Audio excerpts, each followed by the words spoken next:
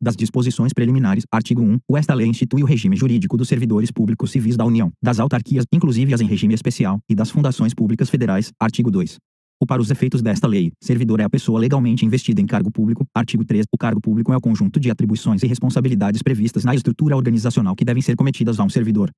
Parágrafo único. Os cargos públicos, acessíveis a todos os brasileiros, são criados por lei, com denominação própria e vencimento pago pelos cofres públicos, para provimento em caráter efetivo ou em comissão. Artigo 4. É proibida a prestação de serviços gratuitos, salvo os casos previstos em lei. Título 2 do provimento, vacância, remoção, redistribuição e substituição. Capítulo 1. Do provimento. Seção 1. Disposições gerais. Artigo 5. São requisitos básicos para investidura em cargo público: 1. A nacionalidade brasileira. 2. O gozo dos direitos políticos. 3. A quitação com as obrigações militares e eleitorais. 4. O nível de escolaridade exigido para o exercício do cargo. 5. A idade mínima de 18 anos. 6. Aptidão física e mental. Parágrafo 1. As atribuições do cargo podem justificar a exigência de outros requisitos estabelecidos em lei. Parágrafo 2. As pessoas portadoras de deficiência é assegurado o direito de se inscrever em concurso público para provimento de cargo cujas atribuições sejam compatíveis com a deficiência de que são portadoras. Para tais pessoas serão reservadas até 20% das vagas oferecidas no concurso. Parágrafo 3. As universidades e instituições de pesquisa científica e tecnológica federais poderão prover seus cargos com professores, técnicos e cientistas estrangeiros, de acordo com as normas e os procedimentos desta lei, incluído pela Lei nº 9.515, de 20 de novembro de 1997. Artigo 6. O provimento dos cargos públicos far-se-á mediante ato da autoridade competente de cada poder. Artigo 7. A investidura em cargo público ocorrerá com a posse. Artigo 8. São formas de provimento de cargo público: 1. Nomeação. 2. Promoção. 3. Revogado pela Lei nº 9.527, de 10/12/97. 4. Revogado pela Lei nº 9.527, de 10/12/97. 5. Readaptação. 6. Reversão. 7. Aproveitamento. 8. Reintegração. 9. Recondução. Seção 2. Da nomeação. Artigo 9. A nomeação far-se-á: 1. Em caráter efetivo, quando se tratar de cargo isolado de provimento efetivo ou de carreira. 2. Em comissão, inclusive na condição de interino, para cargos de confiança vagos. Redação dada pela Lei nº 9.527, de 10/12/97. Parágrafo único. O servidor ocupante de cargo em comissão ou de natureza especial poderá ser nomeado para ter exercício, interinamente, em outro cargo de confiança, sem prejuízo das atribuições do que atualmente ocupa, hipótese em que deverá optar pela remuneração de um deles durante o período da interinidade. Redação dada pela Lei nº 9.527, de 10/12/97. Artigo 10. A nomeação para cargo de carreira ou cargo isolado de provimento efetivo depende de prévia habilitação em concurso público de provas ou de provas e títulos, obedecidos à ordem de classificação e o prazo de sua validade. Parágrafo único. Os demais requisitos para o ingresso e o desenvolvimento do servidor na carreira, mediante promoção, serão estabelecidos pela lei que fixar as diretrizes do sistema de carreira na administração pública federal e seus regulamentos. Redação dada pela Lei nº 9.527, de 10/12/97. Seção 3 do concurso público. Artigo 11. O concurso será de provas ou de provas e títulos, podendo ser realizado em 2 etapas, conforme dispuserem a lei e o regulamento do respectivo plano de carreira, condicionada à inscrição do candidato ao pagamento do valor fixado no edital, quando indispensável ao seu custeio, e ressalvadas as hipóteses de isenção nele expressamente previstas. Redação dada pela Lei nº 9.527, de 10/12/97. Regulamento. Artigo 12. O concurso público terá validade de até 2 anos, podendo ser prorrogado uma única vez, por igual período. Parágrafo 1. O prazo de validade do concurso e as condições de sua realização serão fixados em edital, que será publicado no Diário Oficial da União e em jornal diário de grande circulação. Parágrafo 2. Não se abrirá novo concurso enquanto houver candidato aprovado em concurso anterior com prazo de validade não expirado. Seção 4 da posse e do exercício. Artigo 13. A posse dar-se-á pela assinatura do respectivo termo, no qual deverão constar as atribuições, os deveres, as responsabilidades e os direitos inerentes ao cargo ocupado, que não poderão ser alterados unilateralmente, por qualquer das partes, ressalvados os atos de ofício previstos em lei. Parágrafo 1. A posse ocorrerá no prazo de 30 dias contados da publicação do ato de provimento. Redação dada pela Lei nº 9.527, de 10/12/97. Parágrafo 2. Em se tratando de servidor, que esteja na data de publicação do ato de provimento, em licença prevista nos incisos 1, 3 e 5 do artigo 81, ou afastado nas hipóteses dos incisos 1, 4, 6, 8, alíneas A, B, D e F, 9 e 10 do artigo 102, o prazo será contado do término do impedimento. Redação dada pela Lei nº 9.527, de 10/12/97. Parágrafo 3. A posse poderá dar-se mediante procuração específica. Parágrafo 4. Só haverá posse nos casos de provimento de cargo por nomeação. Redação dada pela Lei nº 9.527, de 10/12/97.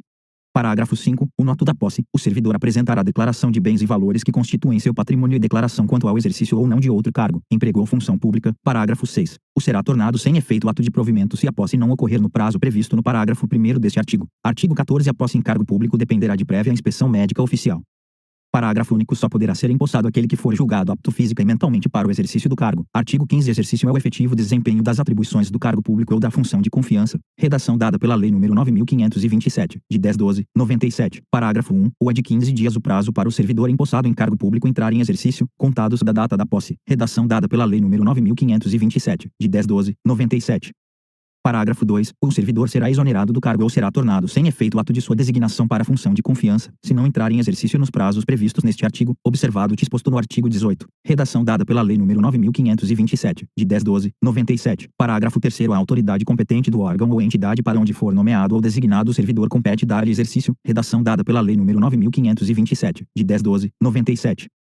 Parágrafo 4. O início do exercício de função de confiança coincidirá com a data de publicação do ato de designação, salvo quando o servidor estiver em licença ou afastado por qualquer outro motivo legal, hipótese em que recairá no primeiro dia útil após o término do impedimento, que não poderá exceder a 30 dias da publicação, incluído pela Lei nº 9.527, de 10/12/97. Artigo 16. O início, a suspensão, a interrupção e o reinício do exercício serão registrados no assentamento individual do servidor. Parágrafo único. Ao entrar em exercício, o servidor apresentará ao órgão competente os elementos necessários ao seu assentamento individual. Artigo 17. A promoção não interrompe o tempo de exercício, que é contado no novo posicionamento na carreira a partir da data de publicação do ato que promover o servidor. Redação dada pela Lei nº 9.527, de 10/12/97. Artigo 18. O servidor que deva ter exercício em outro município em razão de ter sido removido, redistribuído, requisitado, cedido ou posto em exercício provisório terá, no mínimo, 10 e, no máximo, 30 dias de prazo, contados da publicação do ato, para a retomada do efetivo desempenho das atribuições do cargo, incluído nesse prazo o tempo necessário para o deslocamento para a nova sede. Redação dada pela Lei nº 9.527, de 10/12/97.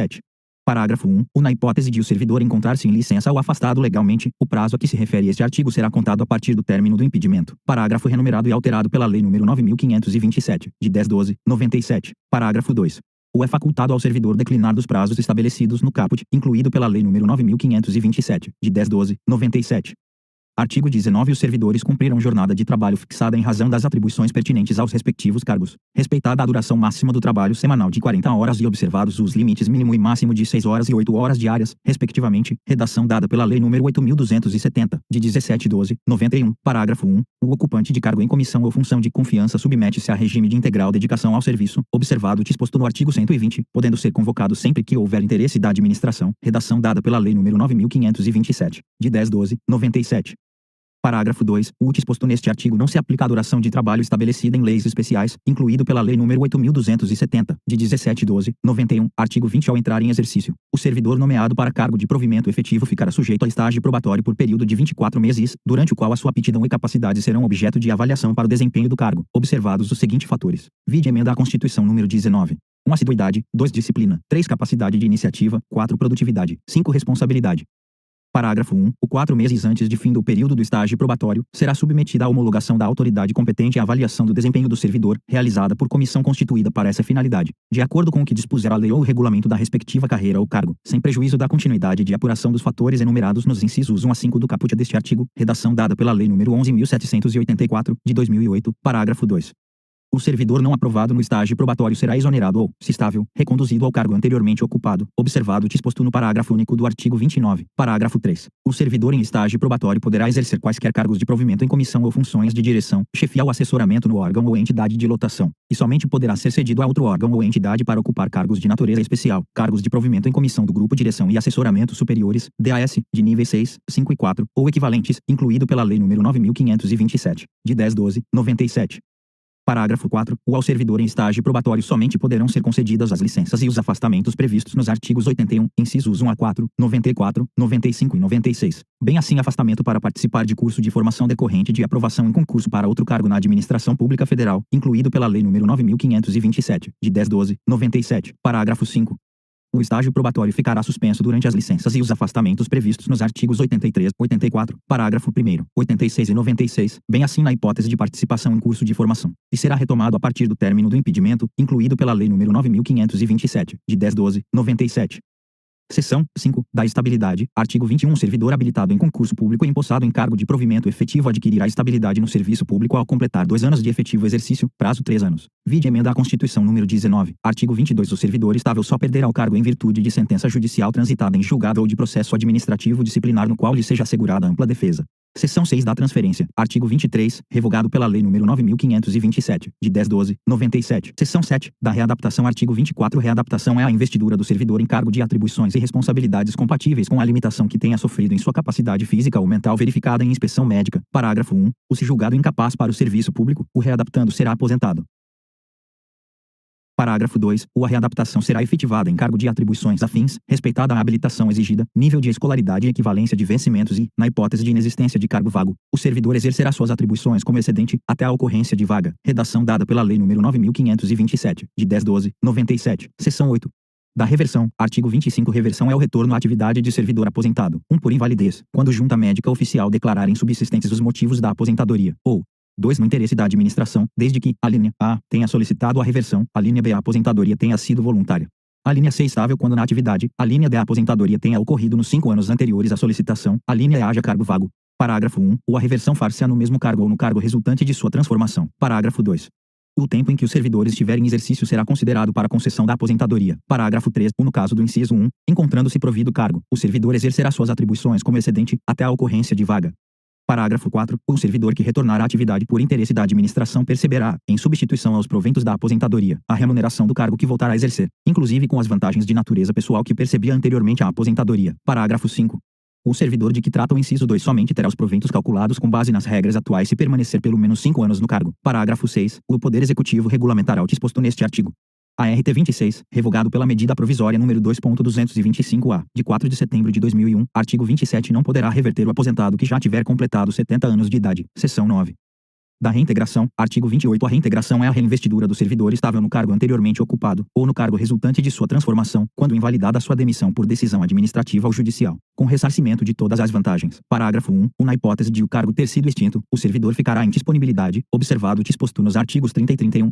Parágrafo 2. Encontrando-se provido o cargo, o seu eventual ocupante será reconduzido ao cargo de origem, sem direito à indenização ou aproveitado em outro cargo, ou, ainda, posto em disponibilidade. Seção 10 da recondução. Artigo 29. Recondução é o retorno do servidor estável ao cargo anteriormente ocupado e decorrerá de 1. Inabilitação em estágio probatório relativo a outro cargo. 2. Reintegração do anterior ocupante. Parágrafo único. Encontrando-se provido o cargo de origem, o servidor será aproveitado em outro, observado o disposto no artigo 30, seção 11.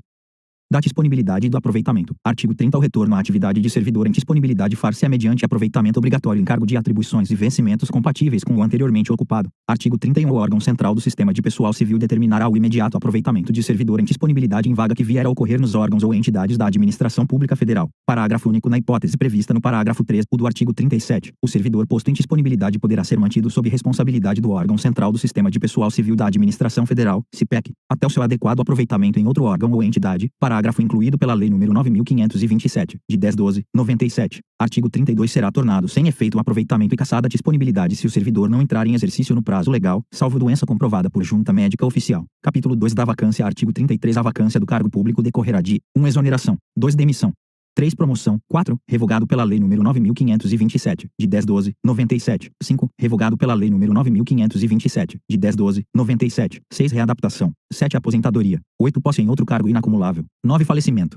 Artigo 34. A exoneração de cargo efetivo dar-se-á a pedido do servidor, ou de ofício. Parágrafo único. A exoneração de ofício dar-se-á: 1. Quando não satisfeitas as condições do estágio probatório. 2. Quando, tendo tomado posse, o servidor não entrar em exercício no prazo estabelecido. Artigo 35. A exoneração de cargo em comissão e a dispensa de função de confiança dar-se-á: redação dada pela Lei nº 9.527, de 10/12/97. 1. A juízo da autoridade competente. 2. A pedido do próprio servidor.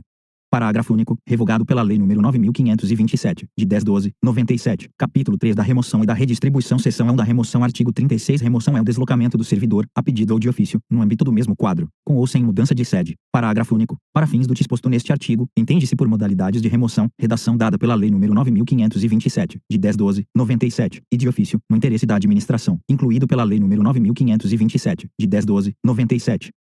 2. A pedido, a critério da administração, incluído pela Lei nº 9.527, de 10/12/97. 3. A pedido, para outra localidade, independentemente do interesse da administração, incluído pela Lei nº 9.527, de 10/12/97. A linha A. Para acompanhar cônjuge ou companheiro, também servidor público civil ou militar, de qualquer dos poderes da União, dos Estados, do Distrito Federal e dos municípios, que foi deslocado no interesse da administração, incluído pela Lei nº 9.527, de 10/12/97. A linha B. Por motivo de saúde do servidor, cônjuge, companheiro ou dependente que viva às suas expensas e conste do seu assentamento funcional, condicionado à comprovação por junta médica oficial, incluído pela Lei nº 9.527, de 10/12/97. A linha C. Em virtude de processo seletivo promovido, na hipótese em que o número de interessados for superior ao número de vagas, de acordo com normas pré-estabelecidas pelo órgão ou entidade em que aqueles estejam lotados, incluído pela Lei nº 9.527, de 10/12/97. Seção 2. Da redistribuição. Artigo 37. Redistribuição é o deslocamento de cargo de provimento efetivo, ocupado ou vago no âmbito do quadro geral de pessoal, para outro órgão ou entidade do mesmo poder, com prévia apreciação do órgão central do CIPEC, observados os seguintes preceitos. Redação dada pela Lei nº 9.527, de 10/12/97, um interesse da administração, incluído pela Lei nº 9.527, de 10/12/97, e equivalência de vencimentos, incluído pela Lei nº 9.527, de 10/12/97. 3. Manutenção da essência das atribuições do cargo, incluído pela Lei nº 9.527, de 10/12/97. 4. Vinculação entre os graus de responsabilidade e complexidade das atividades, incluído pela Lei nº 9.527, de 10/12/97. 5.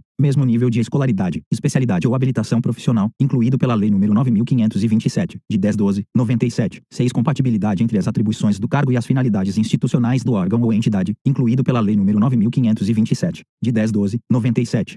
Parágrafo 1. A redistribuição ocorrerá ex officio para ajustamento de lotação e da força de trabalho às necessidades dos serviços, inclusive nos casos de reorganização, extinção ou criação de órgão ou entidade, incluído pela Lei nº 9.527, de 10/12/97.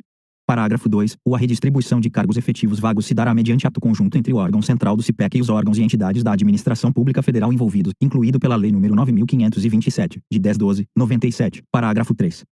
Nos casos de reorganização ou extinção de órgão ou entidade, extinto o cargo ou declarada sua desnecessidade no órgão ou entidade, o servidor estável que não for redistribuído será colocado em disponibilidade, até seu aproveitamento na forma dos artigos 30 e 31, parágrafo renumerado e alterado pela Lei nº 9.527, de 10/12/97. Parágrafo 4. O servidor que não for redistribuído ou colocado em disponibilidade poderá ser mantido sob responsabilidade do órgão central do CIPEC e ter exercício provisório em outro órgão ou entidade, até seu adequado aproveitamento, incluído pela Lei nº 9.527, de 10/12/97.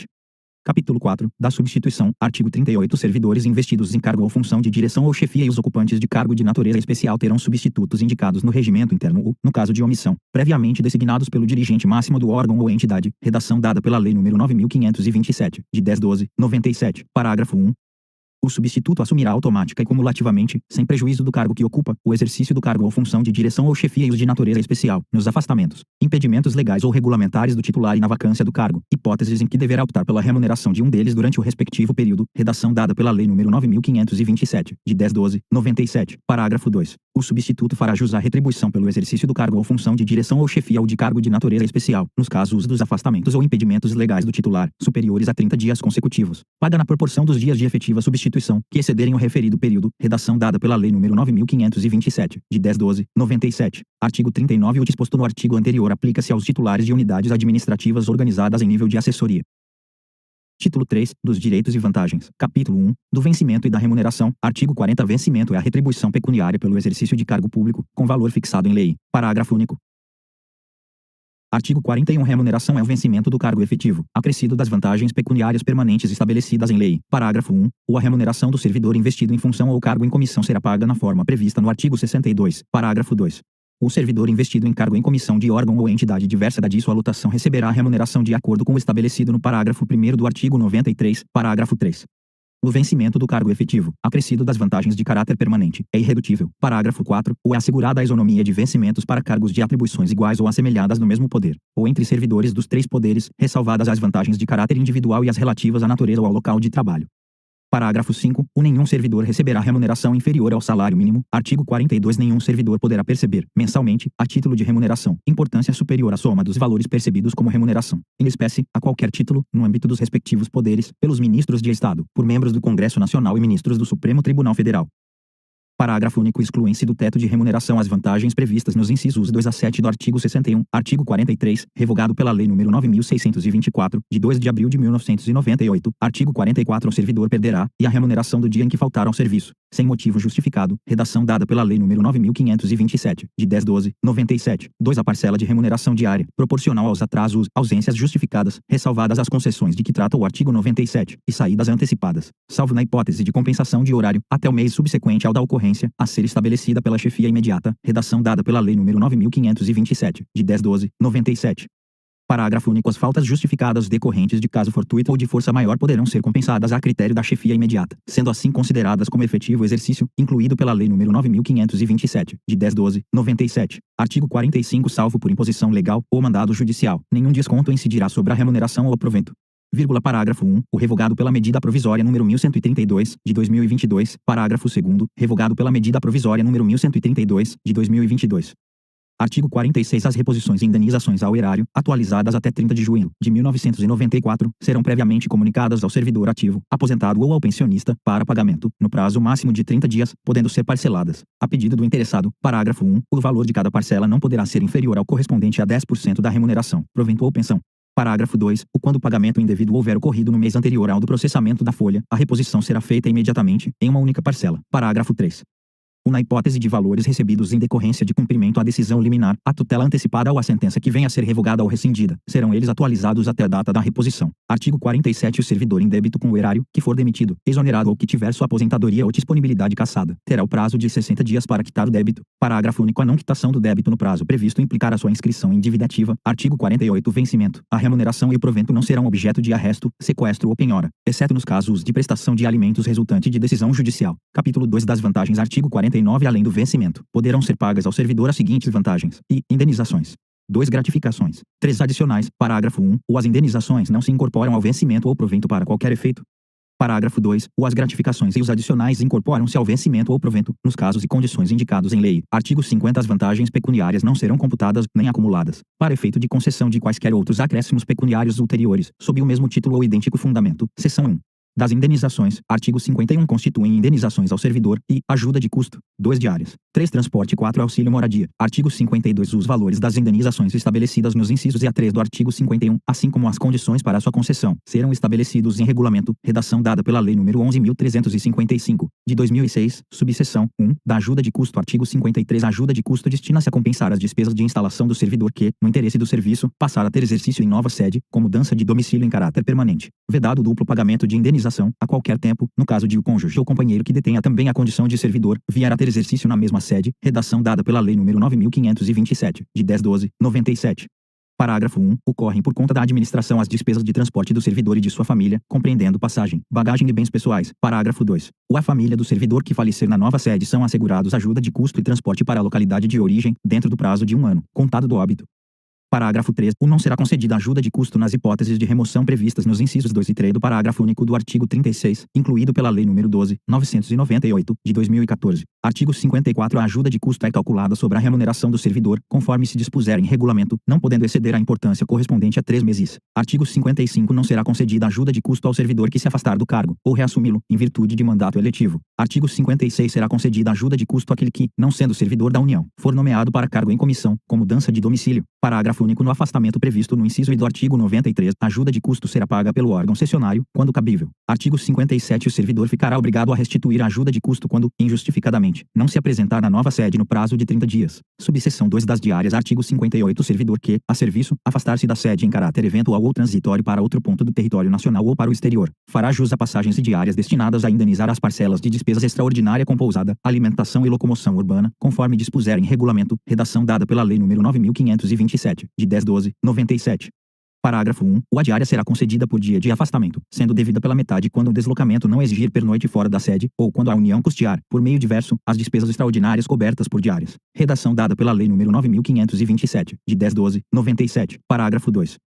Nos casos em que o deslocamento da sede constituir exigência permanente do cargo, o servidor não fará jus a diárias. Parágrafo 3. Também não fará jus a diárias o servidor que se deslocar dentro da mesma região metropolitana, aglomeração urbana ou microrregião, constituídas por municípios limítrofes irregularmente instituídas ou em áreas de controle integrado mantidas com países limítrofes, cuja jurisdição e competência dos órgãos, entidades e servidores brasileiros considera-se estendida, salvo se houver pernoite fora da sede, hipóteses em que as diárias pagas serão sempre as fixadas para os afastamentos dentro do território nacional, incluído pela Lei nº 9.527, de 10/12/97. Artigo 59. O servidor que receber diárias e não se afastar da sede, por qualquer motivo, fica obrigado a restituí-las integralmente, no prazo de 5 dias. Parágrafo único. Na hipótese de o servidor retornar à sede em prazo menor do que o previsto para o seu afastamento, restituirá as diárias recebidas em excesso, no prazo previsto no caput. Subseção 3 da indenização de transporte. Artigo 60. Conceder-se a indenização de transporte ao servidor que realizar despesas com a utilização de meio próprio de locomoção para a execução de serviços externos, por força das atribuições próprias do cargo, conforme se dispuser em regulamento. Subseção 4 do auxílio moradia. Artigo 60. O auxílio moradia consiste no ressarcimento das despesas comprovadamente realizadas pelo servidor com aluguel de moradia ou com meio de hospedagem administrado por empresa hoteleira, no prazo de um mês após a comprovação da despesa pelo servidor. Artigo 60b. Conceder-se auxílio moradia ao servidor se atendidos os seguintes requisitos e não exista imóvel funcional disponível para uso pelo servidor. 2. O cônjuge ou companheiro do servidor não ocupe imóvel funcional. 3. O servidor ou seu cônjuge ou companheiro não seja ou tenha sido proprietário, promitente comprador, cessionário ou promitente cessionário de imóvel no município aonde for exercer cargo, incluída a hipótese de lote edificado sem averbação de construção, nos 12 meses que antecederem a sua nomeação. 4.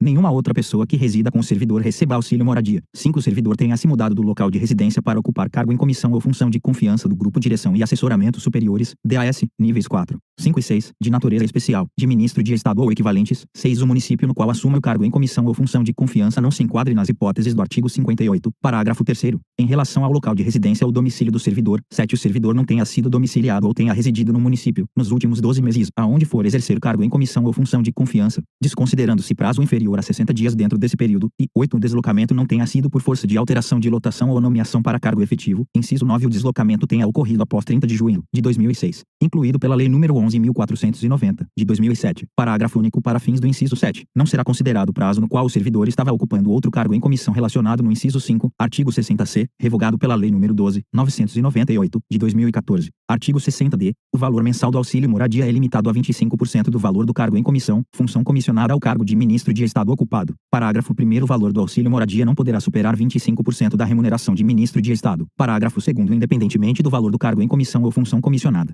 fica garantido a todos os que preencherem os requisitos o ressarcimento até o valor de R$ 1.800. Parágrafo 3. Encerrada. Parágrafo 4. Encerrada. Artigo 60. No caso de falecimento, exoneração, colocação de imóvel funcional à disposição do servidor ou aquisição de imóvel, o auxílio moradia continuará sendo pago por um mês. Seção 2. Das gratificações e adicionais, artigo 61. Além do vencimento e das vantagens previstas nesta lei, serão deferidos aos servidores as seguintes retribuições, gratificações e adicionais, redação dada pela Lei nº 9.527, de 10/12/97, e retribuição pelo exercício de função de direção, chefia e assessoramento, redação dada pela Lei nº 9.527, de 10/12/97. 2. Gratificação natalina. 3. Revogado pela medida provisória número 2.225-A, de 4 de setembro de 2001. 4. Adicional pelo exercício de atividades insalubres, perigosas ou penosas. 5. Adicional pela prestação de serviço extraordinário. 6. Adicional noturno. 7. Adicional de férias. 8. Outros, relativos ao local ou à natureza do trabalho. Inciso 9. Gratificação por encargo de curso ou concurso. Subseção 1. Da retribuição pelo exercício de função de direção, chefia e assessoramento. Redação dada pela Lei nº 9.527, de 10/12/97. Artigo 62. Ao servidor ocupante de cargo efetivo investido em função de direção, chefia ou assessoramento, cargo de provimento em comissão ou de natureza especial é devida retribuição pelo seu exercício. Redação dada pela Lei nº 9.527, de 10/12/97.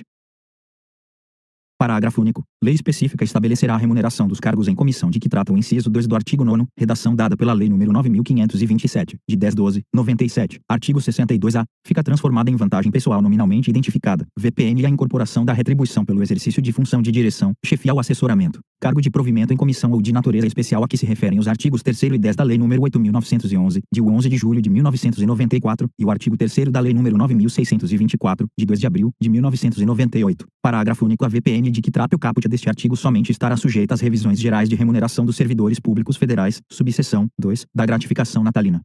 Artigo 63. A gratificação natalina corresponde a 1/12 avos da remuneração a que o servidor fizer jus no mês de dezembro, por mês de exercício no respectivo ano. Parágrafo único. A fração igual ou superior a 15 dias será considerada como mês integral. Artigo 64. A gratificação será paga até o dia 20 do mês de dezembro de cada ano. Parágrafo único. Vetado.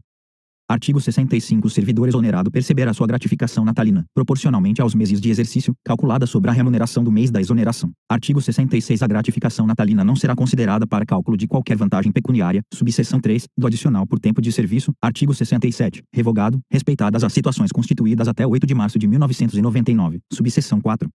Dos adicionais de insalubridade, periculosidade ou atividades penosas. Artigo 68. Servidores que trabalhem com habitualidade em locais insalubres ou em contato permanente com substâncias tóxicas, radioativas ou com risco de vida, fazem jus a um adicional sobre o vencimento do cargo efetivo. Parágrafo 1. O servidor que fizer jus aos adicionais de insalubridade e de periculosidade deverá optar por um deles.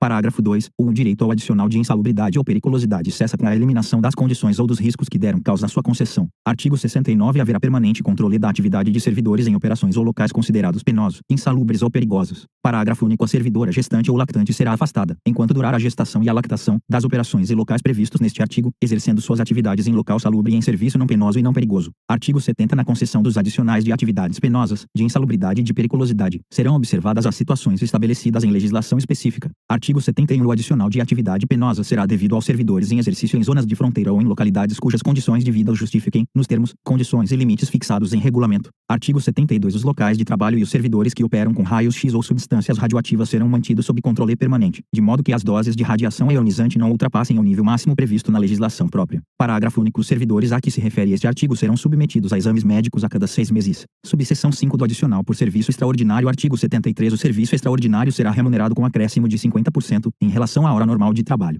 Artigo 74. Somente será permitido o serviço extraordinário para atender a situações excepcionais e temporárias, respeitado o limite máximo de 2 horas por jornada. Subseção 6 do adicional noturno. Artigo 75. O serviço noturno, prestado em horário compreendido entre 22 horas de um dia e 5 horas do dia seguinte, terá o valor hora acrescido de 25%, computando-se cada hora como 52 minutos e 30 segundos. Parágrafo único. Em se tratando de serviço extraordinário, o acréscimo de que trata este artigo incidirá sobre a remuneração prevista no artigo 73, subseção 7, do adicional de férias. Artigo 76. Independentemente de solicitação, será pago ao servidor, por ocasião das férias, um adicional correspondente a 1/3 da remuneração do período das férias. Parágrafo único. No caso de o servidor exercer função de direção, chefia ou assessoramento, ou ocupar cargo em comissão, a respectiva vantagem será considerada no cálculo do adicional de que trata este artigo. Subseção 8 da gratificação por encargo de curso ou concurso. Artigo 76. A gratificação por encargo de curso ou concurso é devida ao servidor que, em caráter eventual, inciso 1, atuar como instrutor em curso de formação, de desenvolvimento ou de treinamento regularmente instituído no âmbito da administração pública federal. 2. Participar de banca examinadora ou de comissão para exames orais, para análise curricular, para correção de provas discursivas, para elaboração de questões de provas ou para julgamento de recursos intentados por candidatos. Inciso 3. Participar da logística de preparação e de realização de concurso público envolvendo atividades de planejamento, coordenação, supervisão, execução e avaliação de resultado, quando tais atividades não estiverem incluídas entre as suas atribuições permanentes. 4. Participar da aplicação, fiscalizar ou avaliar provas de exame vestibular ou de concurso público ou supervisionar essas atividades. Parágrafo 1º. Os critérios de concessão e os limites da gratificação de que trata este artigo serão fixados em regulamento, observados os seguintes parâmetros. Inciso 1. O valor da gratificação será calculado em horas, observadas a natureza e a complexidade da atividade exercida. 2. A retribuição não poderá ser superior ao equivalente a 120 horas de trabalho anuais, ressalvada a situação de excepcionalidade, devidamente justificada e previamente aprovada pela autoridade máxima do órgão ou entidade, que poderá autorizar o acréscimo de até 120 horas de trabalho anuais. Inciso 3. O valor máximo da hora trabalhada corresponderá aos seguintes percentuais, incidentes sobre o maior vencimento básico da administração pública federal. A linha A, 2,2%, 2/2%, em se tratando de atividades previstas nos incisos I e 2 do caput deste artigo. A linha B, 1,2%, 1,2%, em se tratando de atividade prevista nos incisos 3 e 4 do caput deste artigo. Parágrafo 2º. A gratificação por encargo de curso ou concurso somente será paga se as atividades referidas nos incisos do caput deste artigo forem exercidas sem prejuízo das atribuições do cargo de que o servidor for titular, devendo ser objeto de compensação de carga horária quando desempenhadas durante a jornada de trabalho, na forma do parágrafo 4º do artigo 98 desta lei. Parágrafo 3º. A gratificação por encargo de curso ou concurso não se incorpora ao vencimento ou salário do servidor para qualquer efeito e não poderá ser utilizada como base de cálculo para quaisquer outras vantagens, inclusive para fins de cálculo dos proventos da aposentadoria e das pensões. Capítulo 3 das férias. Artigo 77. O servidor fará jus a 30 dias de férias, que podem ser acumuladas até o máximo de 2 períodos, no caso de necessidade do serviço, ressalvadas as hipóteses em que haja legislação específica. Redação dada pela Lei nº 9.525, de 10/12/97. Parágrafo 1. Para o primeiro período aquisitivo de férias serão exigidos 12 meses de exercício. Parágrafo 2. É vedado levar a conta de férias qualquer falta ao serviço.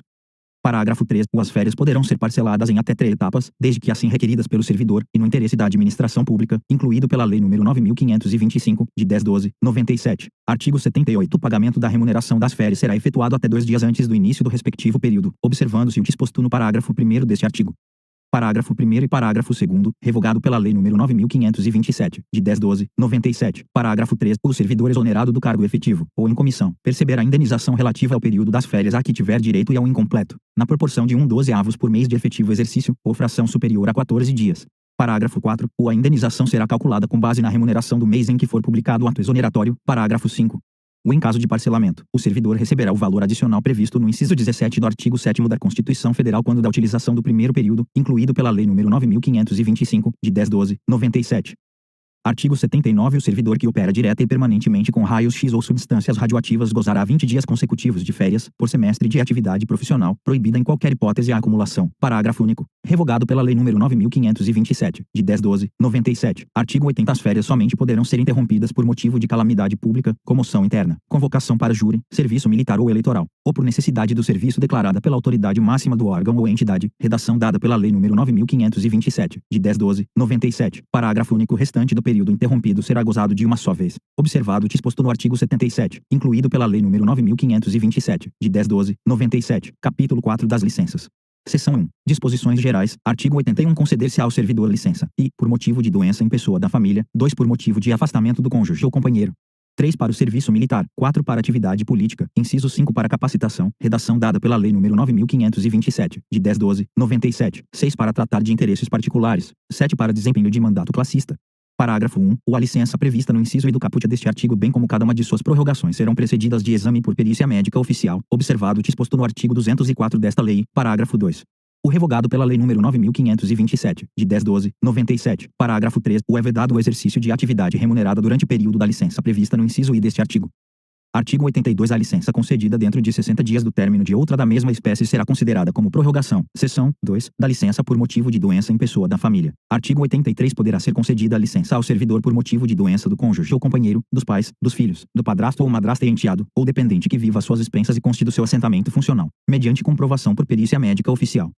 Parágrafo 1. A licença somente será deferida se a assistência direta do servidor for indispensável e não puder ser prestada simultaneamente com o exercício do cargo ou mediante compensação de horário, na forma do disposto no inciso 2 do artigo 44, redação dada pela Lei nº 9.527, de 10/12/97. Parágrafo 2. A licença de que trata o caput, incluídas as prorrogações, poderá ser concedida a cada período de 12 meses nas seguintes condições, redação dada pela Lei nº 12.269, de 2010, inciso 1, por até 60 dias, consecutivos ou não, mantida a remuneração do servidor, e, incluído pela Lei nº 12.269, de 2010, inciso 2, por até 90 dias, consecutivos ou não, sem remuneração, incluído pela Lei nº 12.269, de 2010. Parágrafo 3. O início do interstício de 12 meses será contado a partir da data do deferimento da primeira licença concedida. Parágrafo 4. A soma das licenças remuneradas e das licenças não remuneradas, incluídas as respectivas prorrogações, concedidas em um mesmo período de 12 meses, observado o disposto no parágrafo 3º, não poderá ultrapassar os limites estabelecidos nos incisos I e 2 do parágrafo 2º. Seção 3. Da licença por motivo de afastamento do cônjuge. Artigo 84. Poderá ser concedida a licença ao servidor para acompanhar cônjuge ou companheiro que foi deslocado para outro ponto do território nacional, para o exterior ou para o exercício de mandato eletivo dos poderes executivo e legislativo. Parágrafo 1. A licença será por prazo indeterminado e sem remuneração. Parágrafo 2. No deslocamento de servidor cujo cônjuge ou companheiro também seja servidor público, civil ou militar, de qualquer dos poderes da União, dos Estados, do Distrito Federal e dos municípios, poderá haver exercício provisório em órgão ou entidade da administração federal direta, autárquica ou fundacional, desde que para o exercício de atividade compatível com seu cargo. Redação dada pela Lei nº 9.527, de 10/12/97. Seção 4. Da licença para o serviço militar. Artigo 85. Ao servidor convocado para o serviço militar será concedida a licença, na forma e condições previstas na legislação específica. Parágrafo único. Concluído o serviço militar, o servidor terá até 30 dias sem remuneração para reassumir o exercício do cargo. Seção 5. Da licença para atividade política. Artigo 86. O servidor terá direito à licença, sem remuneração, durante o período que mediar entre a sua escolha em convenção partidária, como candidato a cargo eletivo, e a véspera do registro de sua candidatura perante a Justiça Eleitoral.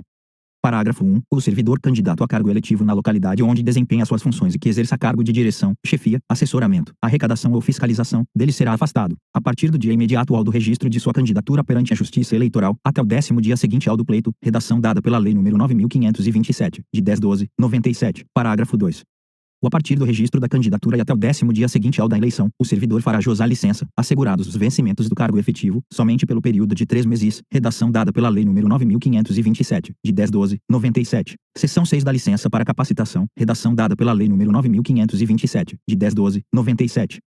Artigo 87. Após cada quinquênio de efetivo exercício, o servidor poderá, no interesse da administração, afastar-se do exercício do cargo efetivo, com a respectiva remuneração, por até 3 meses, para participar de curso de capacitação profissional, redação dada pela Lei nº 9.527, de 10/12/97. Parágrafo único. Os períodos de licença de que trata o caput não são acumuláveis, redação dada pela Lei nº 9.527, de 10/12/97.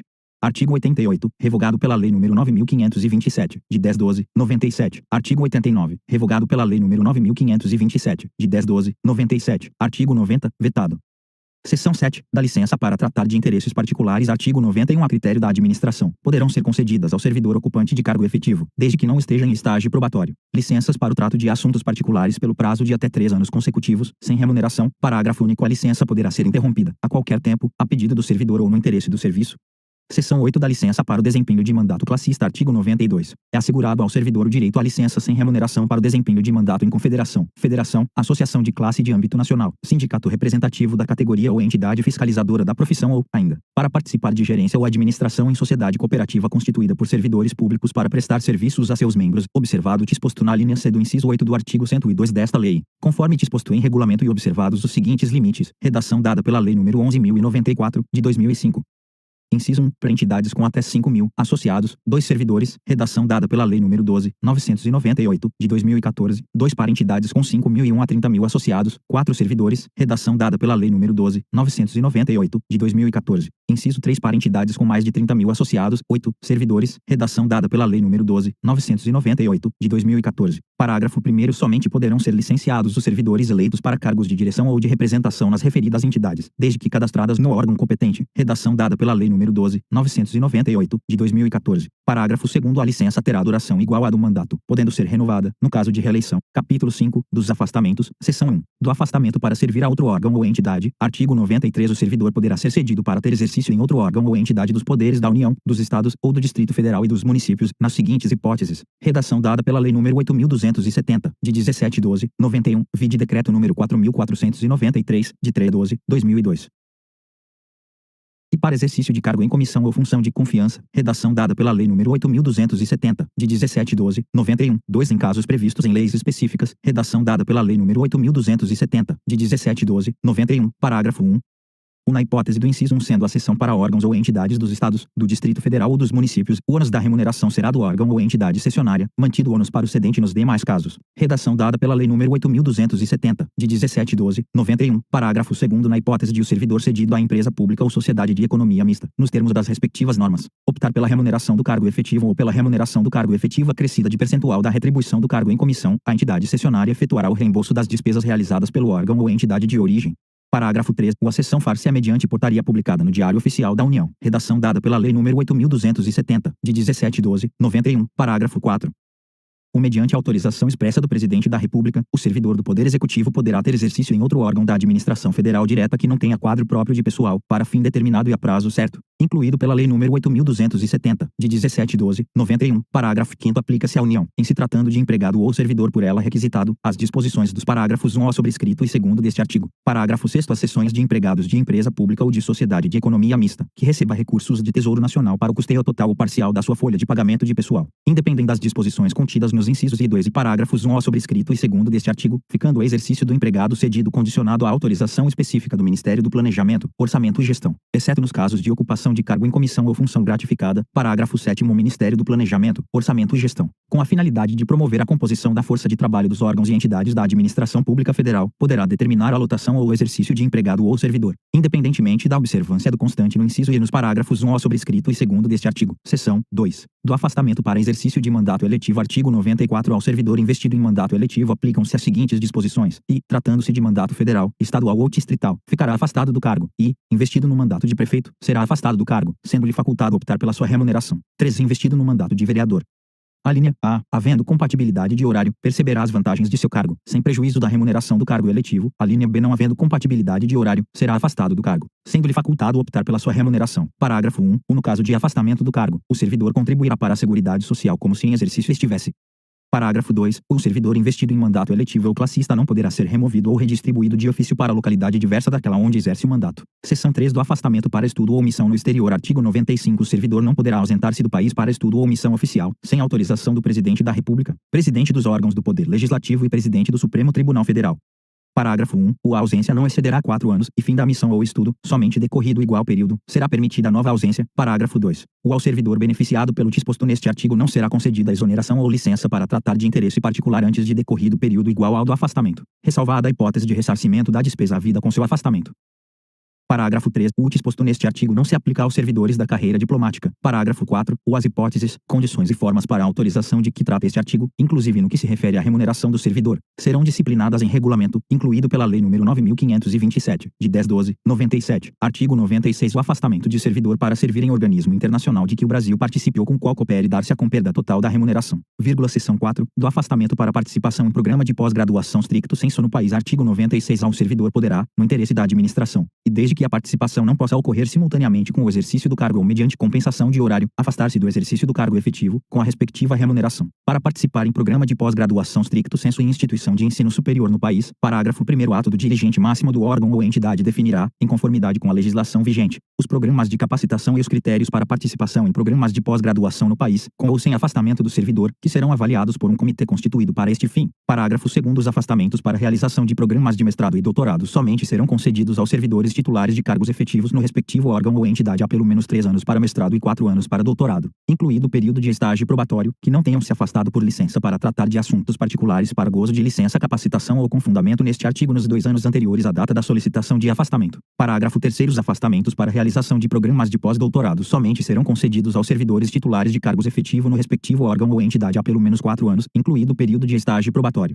e que não tenham se afastado por licença para tratar de assuntos particulares ou com fundamento neste artigo, nos 4 anos anteriores à data da solicitação de afastamento. Redação dada pela Lei nº 12.269, de 2010. Parágrafo 4º. Os servidores beneficiados pelos afastamentos previstos nos parágrafos 1º, 2º e 3º deste artigo terão que permanecer no exercício de suas funções após o seu retorno por um período igual ao do afastamento concedido. Parágrafo 5º. Caso o servidor venha a solicitar exoneração do cargo ou aposentadoria, antes de cumprido o período de permanência previsto no parágrafo 4º deste artigo, deverá ressarcir o órgão ou entidade, na forma do artigo 47 da Lei nº 8.112, de 11 de dezembro de 1990, dos gastos com seu aperfeiçoamento. Parágrafo 6º. Caso o servidor não obtenha o título ou grau que justificou seu afastamento no período previsto, aplica-se o disposto no parágrafo 5º deste artigo, salvo na hipótese comprovada de força maior ou de caso fortuito, a critério do dirigente máximo do órgão ou entidade. Parágrafo 7º. Aplica-se a participação em programa de pós-graduação do exterior, autorizado nos termos do artigo 95 desta lei, o disposto nos parágrafos 1º a 6º deste artigo. Capítulo 6 das concessões.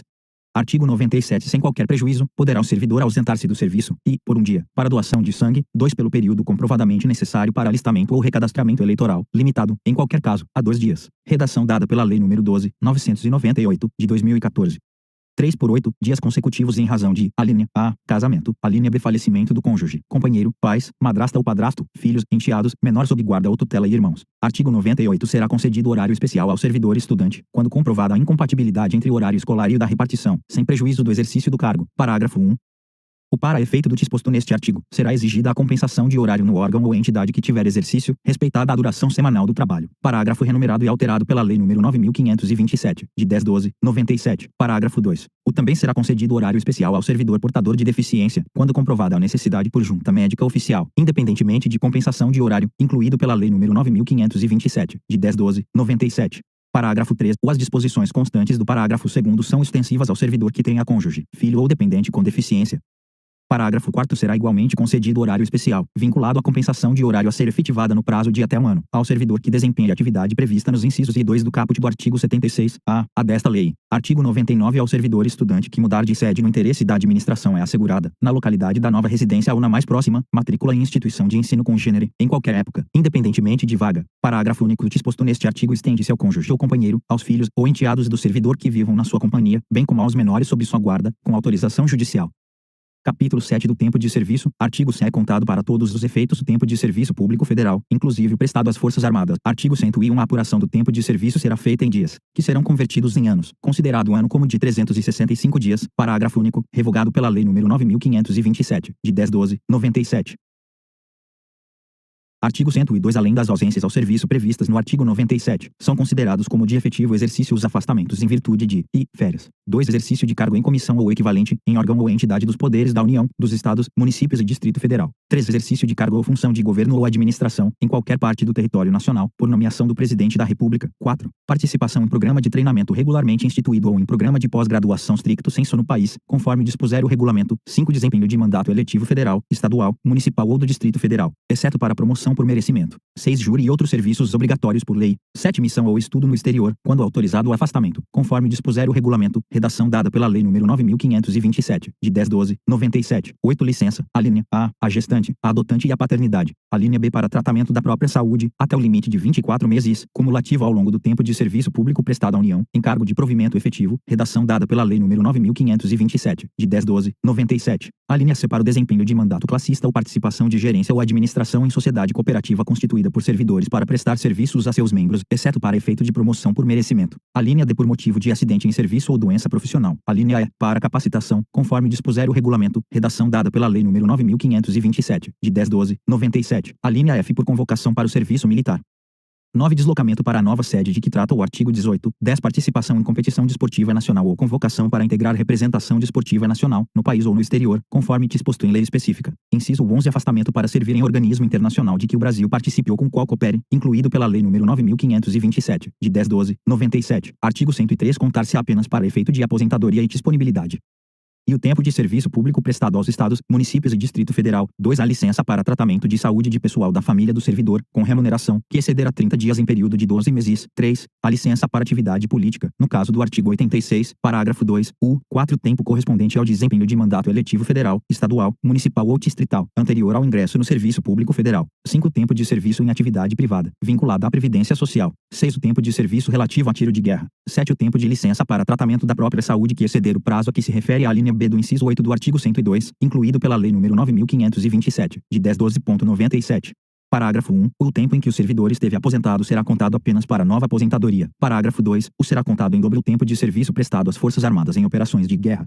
Parágrafo 3. É vedada a contagem cumulativa de tempo de serviço prestado concomitantemente em mais de um cargo ou função de órgão ou entidades dos poderes da União, Estado, Distrito Federal e Município, autarquia, fundação pública, sociedade de economia mista e empresa pública. Capítulo 8. Do direito de petição. Artigo 104. É assegurado ao servidor o direito de requerer aos poderes públicos, em defesa de direito ou interesse legítimo. Artigo 105. O requerimento será dirigido à autoridade competente para decidi-lo e encaminhado por intermédio daquela a que estiver imediatamente subordinado o requerente. Artigo 106. Cabe pedido de reconsideração à autoridade que houver expedido o ato ou proferido a primeira decisão, não podendo ser renovado. Vide Lei nº 12.300, de 2010. Parágrafo único. O requerimento e o pedido de reconsideração de que tratam os artigos anteriores deverão ser despachados no prazo de 5 dias e decididos dentro de 30 dias. Artigo 107. Caberá recurso, vide Lei nº 12.300, de 2010, e, do indeferimento do pedido de reconsideração. 2. Das decisões sobre os recursos sucessivamente interpostos. Parágrafo 1. O recurso será dirigido à autoridade imediatamente superior a que tiver expedido o ato ou proferido a decisão, e, sucessivamente, em escala ascendente, às demais autoridades. Parágrafo 2. O recurso será encaminhado por intermédio da autoridade a que estiver imediatamente subordinado o requerente.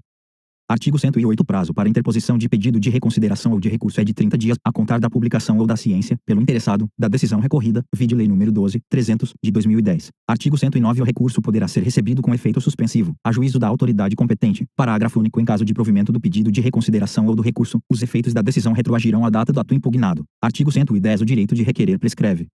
Item 5 anos, quanto aos atos de demissão e de cassação de aposentadoria ou disponibilidade, ou que afetem interesse patrimonial e créditos resultantes das relações de trabalho. 2. Em 120 dias, nos demais casos, salvo quando outro prazo for fixado em lei. Parágrafo único. O prazo de prescrição será contado da data da publicação do ato impugnado ou da data da ciência pelo interessado, quando o ato não for publicado. Artigo 111. O pedido de reconsideração e o recurso, quando cabíveis, interrompem a prescrição. Artigo 112. A prescrição é de ordem pública, não podendo ser relevada pela administração. Artigo 113. Para o exercício do direito de petição, é assegurada vista do processo ou documento, na repartição, ao servidor ou a procurador por ele constituído. Artigo 114. A administração deverá rever seus atos, a qualquer tempo, quando eivados de ilegalidade. Artigo 115. São fatais e improrrogáveis os prazos estabelecidos neste capítulo, salvo motivo de força maior.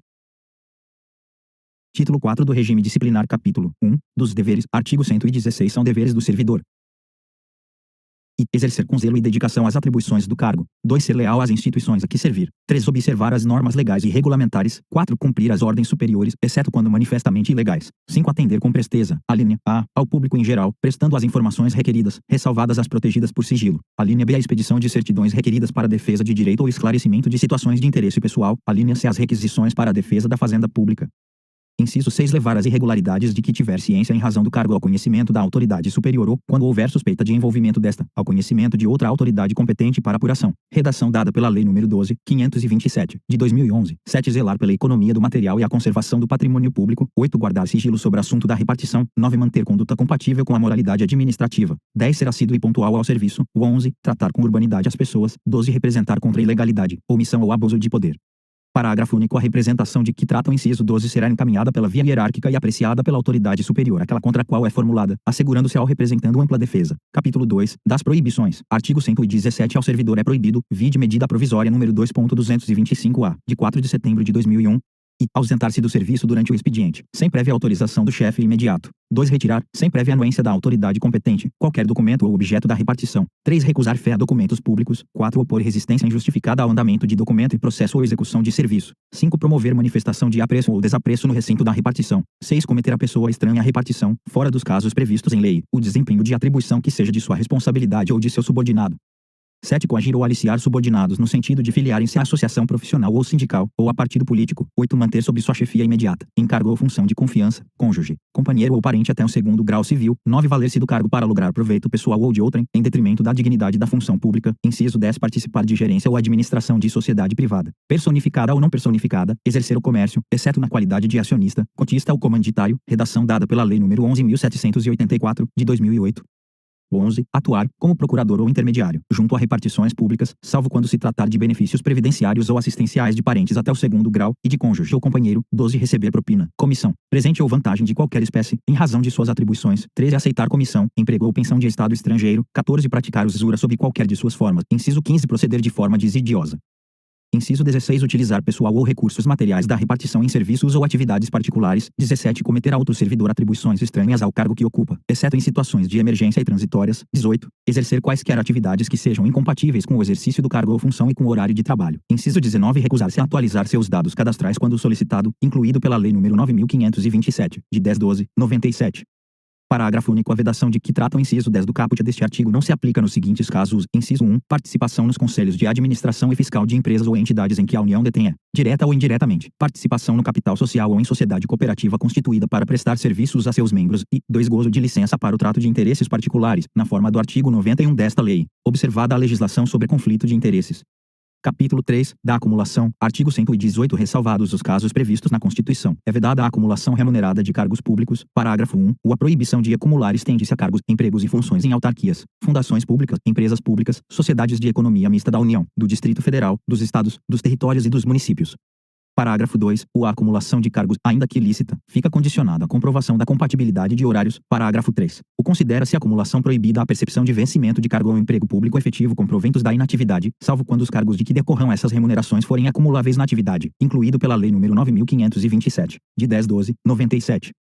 Artigo 119. O servidor não poderá exercer mais de um cargo em comissão, exceto no caso previsto no parágrafo único do artigo 9º, nem ser remunerado pela participação em órgão de deliberação coletiva. Redação dada pela Lei nº 9.527, de 10/12/97. Parágrafo único. O disposto neste artigo não se aplica à remuneração devida pela participação em conselhos de administração e fiscal das empresas públicas e sociedades de economia mista, suas subsidiárias e controladas, bem como quaisquer empresas ou entidades em que a União, direta ou indiretamente, detenha participação no capital social, observado que, a respeito, dispuser legislação específica.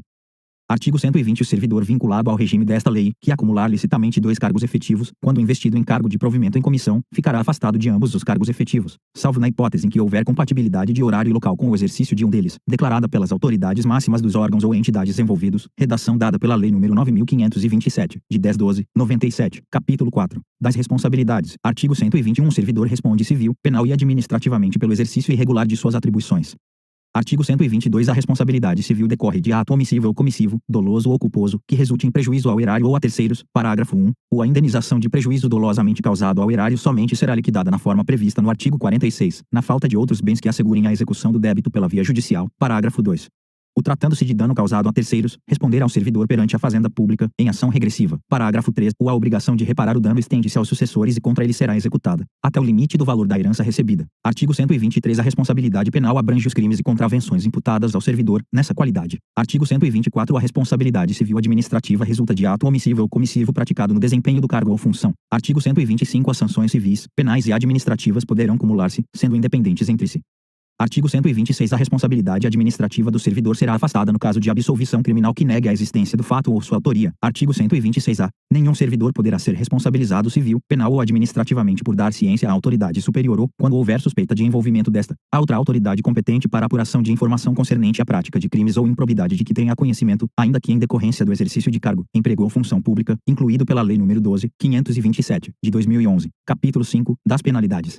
Artigo 127. São penalidades disciplinares e advertência. 2. Suspensão. 3. Demissão. 4. Cassação de aposentadoria ou disponibilidade, vide a DPF número 418. 5. Destituição de cargo em comissão. 6. Destituição de função comissionada. Artigo 128. Na aplicação das penalidades serão consideradas a natureza e a gravidade da infração cometida, os danos que dela provierem para o serviço público, as circunstâncias agravantes ou atenuantes e os antecedentes funcionais. Parágrafo único. O ato de imposição da penalidade mencionará sempre o fundamento legal e a causa da sanção disciplinar, incluído pela Lei nº 9.527, de 10/12. 97. Artigo 129. A advertência será aplicada por escrito. Nos casos de violação de proibição constante do artigo 117, incisos I a 8 e inciso 19, e de inobservância de dever funcional previsto em lei, regulamentação ou norma interna, que não justifique imposição de penalidade mais grave. Redação dada pela Lei nº 9.527, de 10/12/97. Artigo 130. A suspensão será aplicada em caso de reincidência das faltas punidas com advertência e de violação das demais proibições que não tipifiquem infração sujeita à penalidade de demissão, não podendo exceder de 90 dias.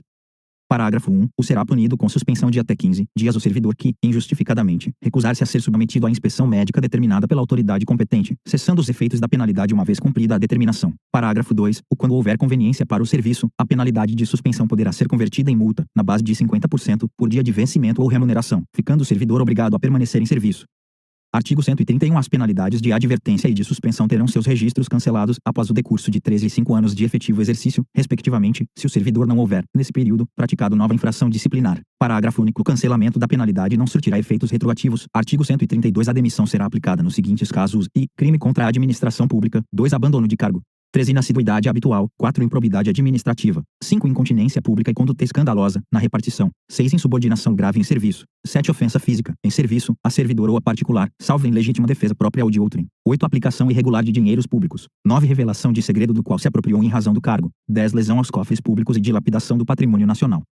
11. Corrupção. 12. Acumulação ilegal de cargos, empregos ou funções públicas. 13. Transgressão dos incisos 9 a inciso 16 do artigo 117. Artigo 133. Detectada a qualquer tempo a acumulação ilegal de cargos, empregos ou funções públicas, a autoridade a que se refere o artigo 143 notificará ao servidor, por intermédio de sua chefia imediata, para apresentar opção no prazo improrrogável de 10 dias, contados da data da ciência e, na hipótese de omissão, adotará procedimento sumário para sua apuração e regularização imediata, cujo processo administrativo disciplinar se desenvolverá nas seguintes fases. Redação dada pela Lei nº 9.527, de 10/12/97.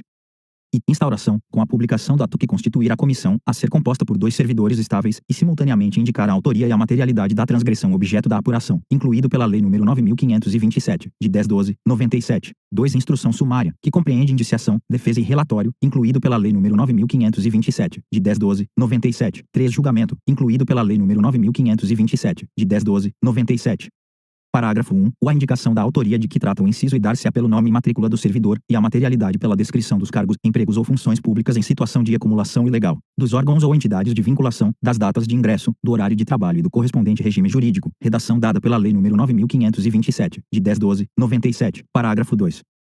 A comissão lavrará, até 3 dias após a publicação do ato que a constituiu, termo de indiciação em que serão transcritas as informações de que trata o parágrafo anterior, bem como promoverá a citação pessoal do servidor indiciado, ou por intermédio de sua chefia imediata, para, no prazo de 5 dias, apresentar defesa escrita, assegurando-se-lhe vista do processo na repartição, observado o disposto nos artigos 163 e 164, redação dada pela Lei nº 9.527, de 10/12/97. Parágrafo 3. Apresentada a defesa, a comissão elaborará relatório conclusivo quanto à inocência ou à responsabilidade do servidor, em que resumirá as peças principais dos autos, opinará sobre a licitude da acumulação em exame, indicará o respectivo dispositivo legal e remeterá o processo à autoridade instauradora, para julgamento, incluído pela Lei nº 9.527, de 10/12/97.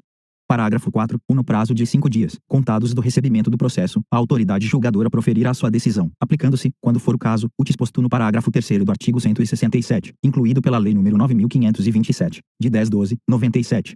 Parágrafo 5. A opção pelo servidor até o último dia de prazo para a defesa configurar a sua boa-fé, hipótese em que se converterá automaticamente em pedido de exoneração do outro cargo, incluído pela Lei nº 9.527, de 10/12/97. Parágrafo 6.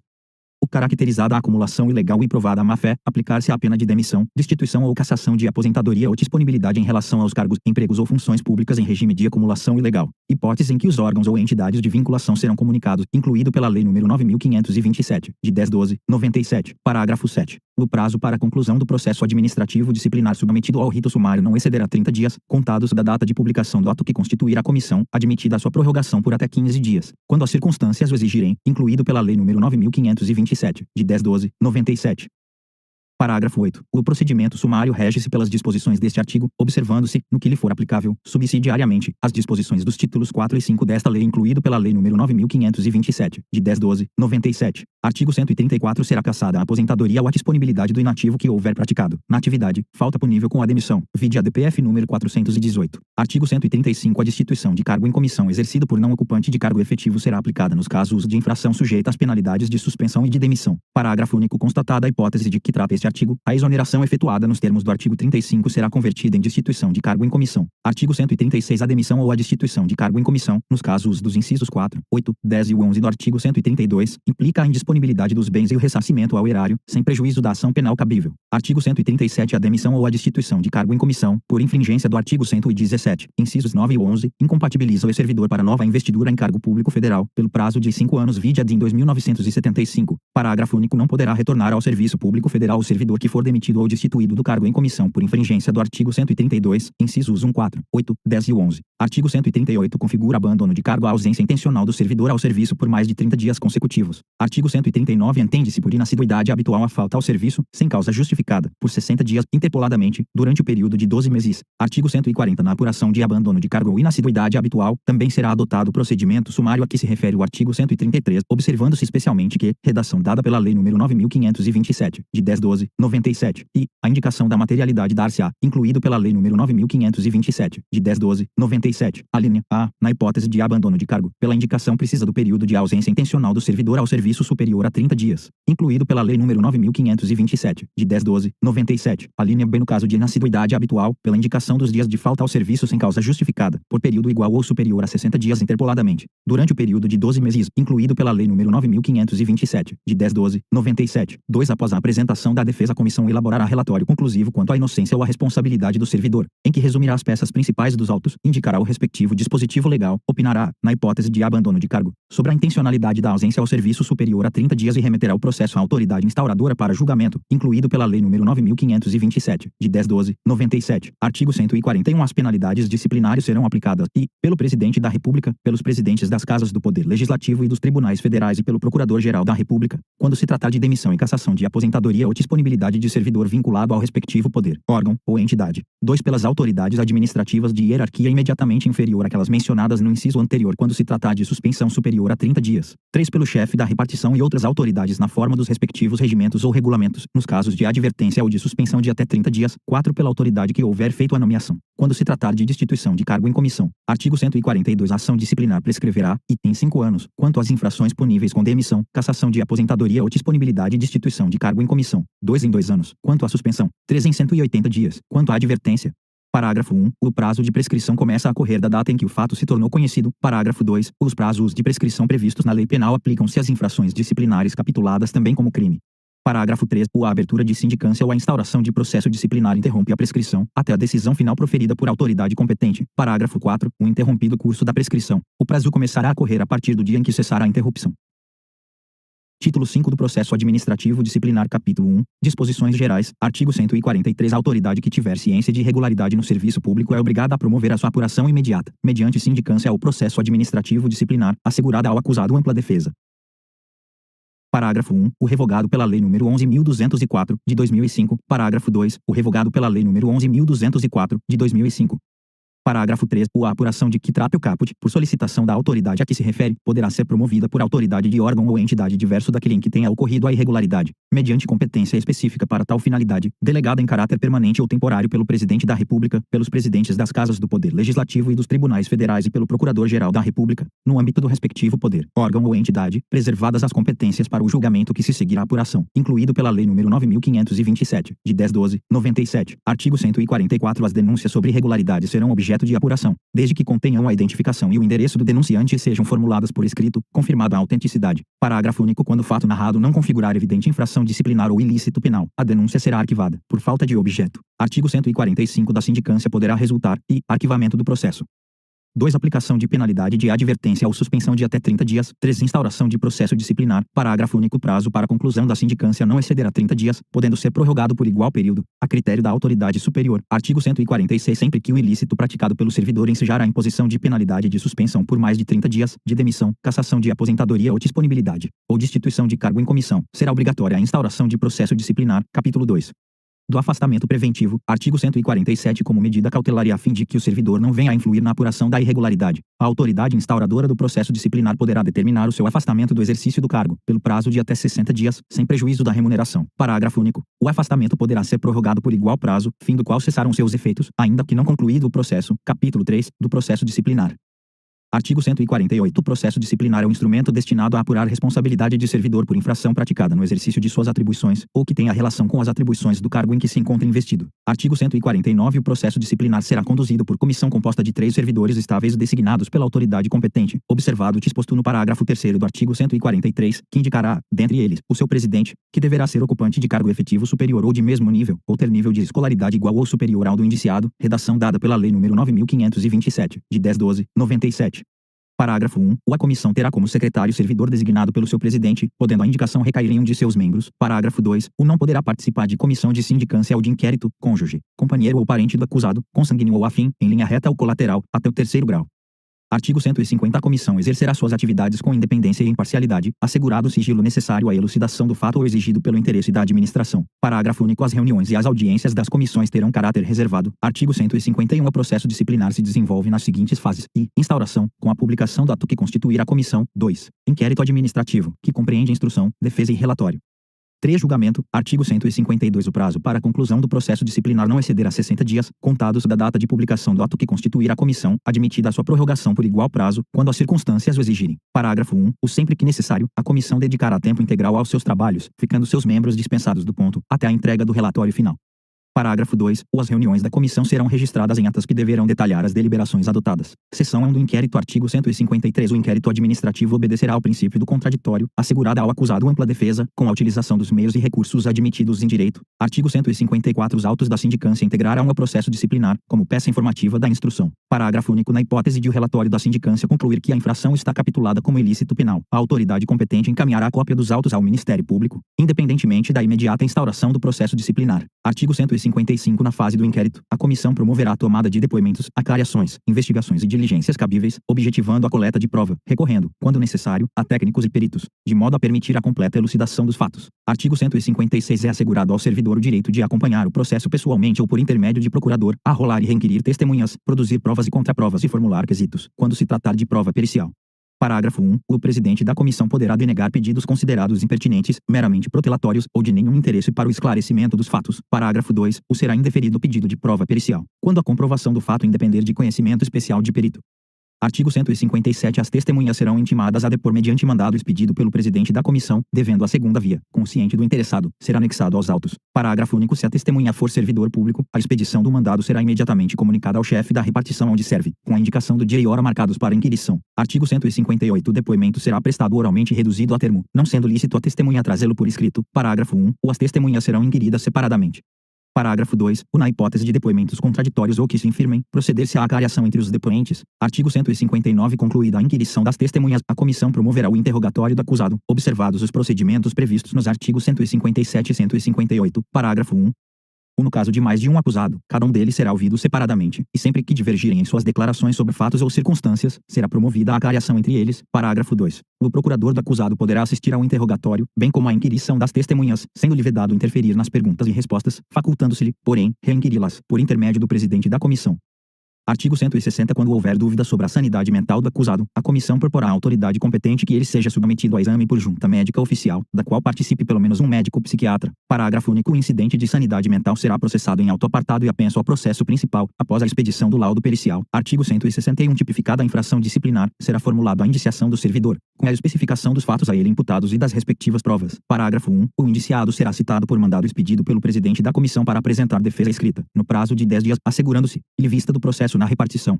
Parágrafo 2. Havendo 2 ou mais indiciados, o prazo será comum e de 20 dias. Parágrafo 3. O prazo de defesa poderá ser prorrogado pelo dobro, para diligências reputadas indispensáveis.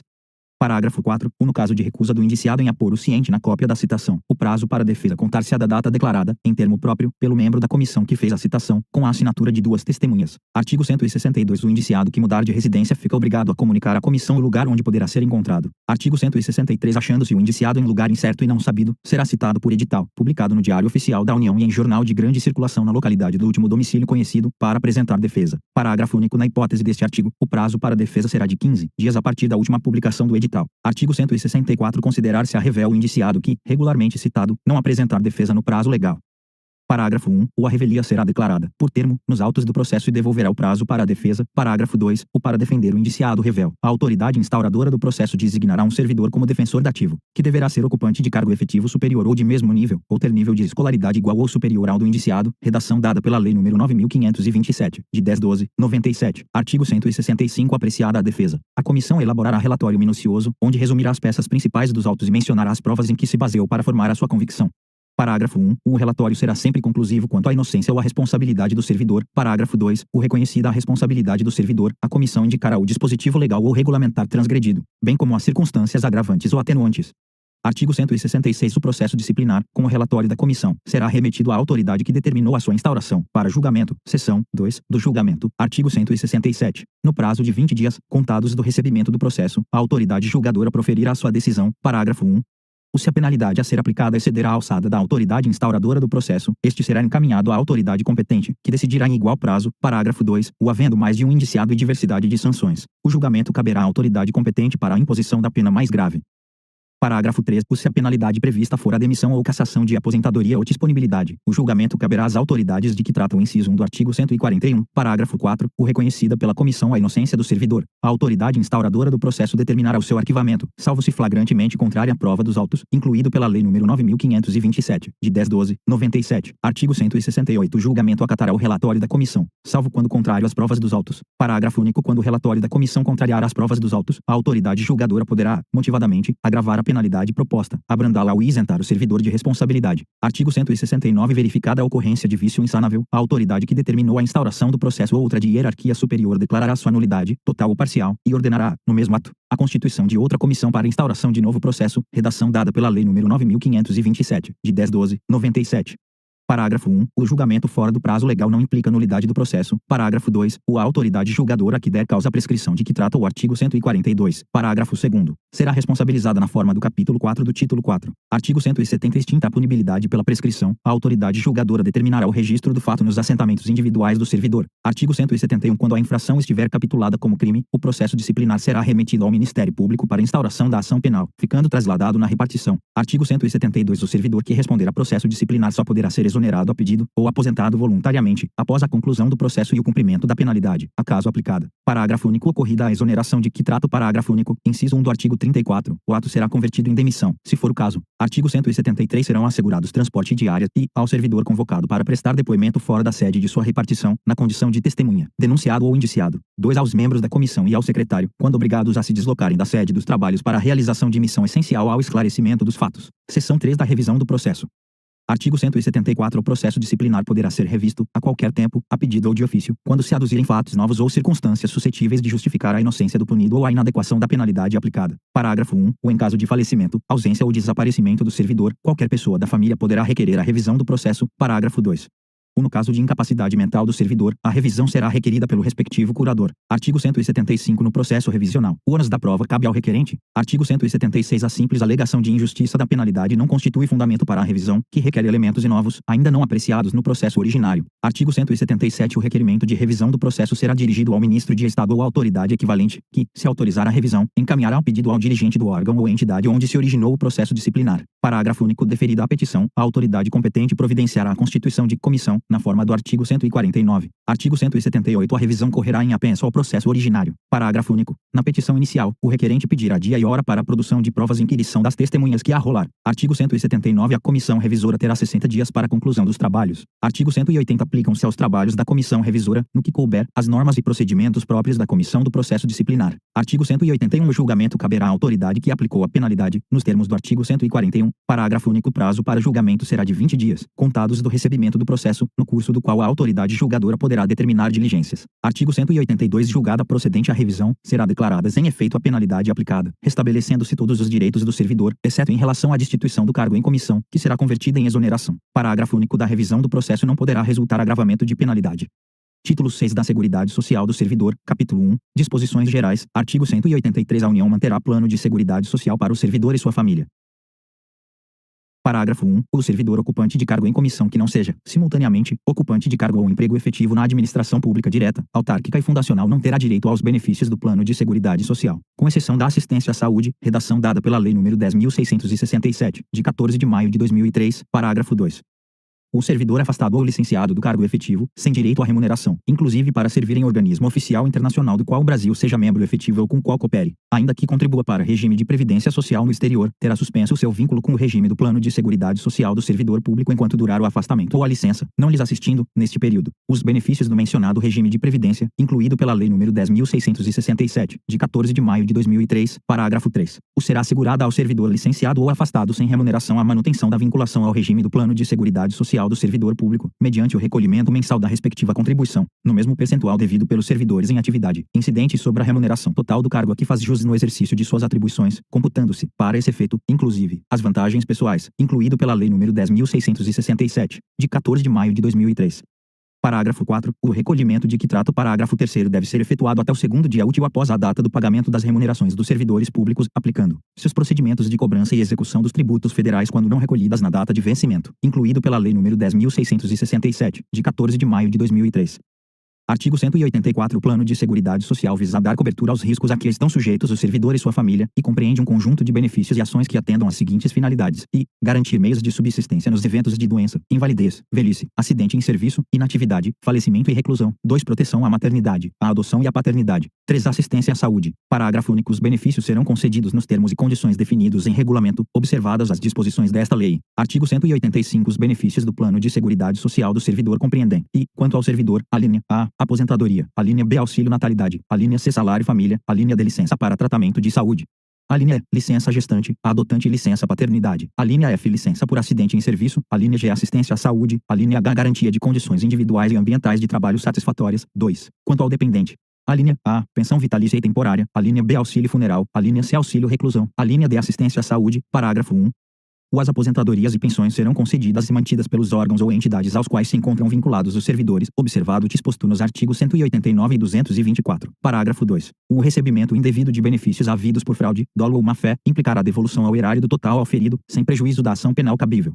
Capítulo 2 dos benefícios, seção A1. Da aposentadoria. Artigo 186. O servidor será aposentado, vide artigo 40 da Constituição, e por invalidez permanente, sendo os proventos integrais quando decorrente de acidente em serviço, moléstia profissional ou doença grave, contagiosa ou incurável, especificada em lei, e proporcionais nos demais casos. 2. Compulsoriamente, aos 70 anos de idade, com proventos proporcionais ao tempo de serviço. 3. Voluntariamente, a linha A, aos 35 anos de serviço, se homem, e aos 30 se mulher, com proventos integrais. A linha B, aos 30 anos de efetivo exercício em funções de magistério se professor, e 25 se professora, com proventos integrais. A linha C, aos 30 anos de serviço, se homem, e aos 25 se mulher, com proventos proporcionais a esse tempo. A linha D, aos 65 anos de idade, se homem, e aos 60 se mulher, com proventos proporcionais ao tempo de serviço. Parágrafo 1. O consideram-se doenças graves, contagiosas ou incuráveis, a que se refere o inciso 1 deste artigo: tuberculose ativa, alienação mental, esclerose múltipla, neoplasia maligna, cegueira posterior ao ingresso no serviço público, hanseníase, cardiopatia grave, doença de Parkinson, paralisia irreversível e incapacitante, espondiloartrose anquilosante, nefropatia grave, estados avançados do mal de Paget, osteite deformante, síndrome de imunodeficiência adquirida, AIDS, e outras que a lei indicar, com base na medicina especializada.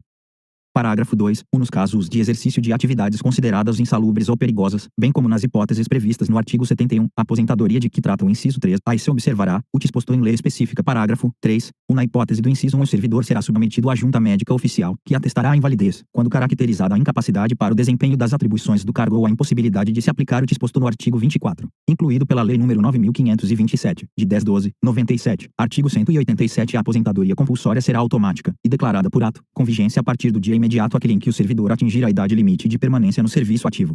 Artigo 188. A aposentadoria voluntária ou por invalidez vigorará a partir da data da publicação do respectivo ato. Parágrafo 1. A aposentadoria por invalidez será precedida de licença para tratamento de saúde, por período não excedente a 24 meses. Parágrafo 2. O expirado o período de licença e não estando em condições de reassumir o cargo ou de ser readaptado, o servidor será aposentado. Parágrafo 3. O lapso de tempo compreendido entre o término da licença e a publicação do ato da aposentadoria será considerado como de prorrogação da licença.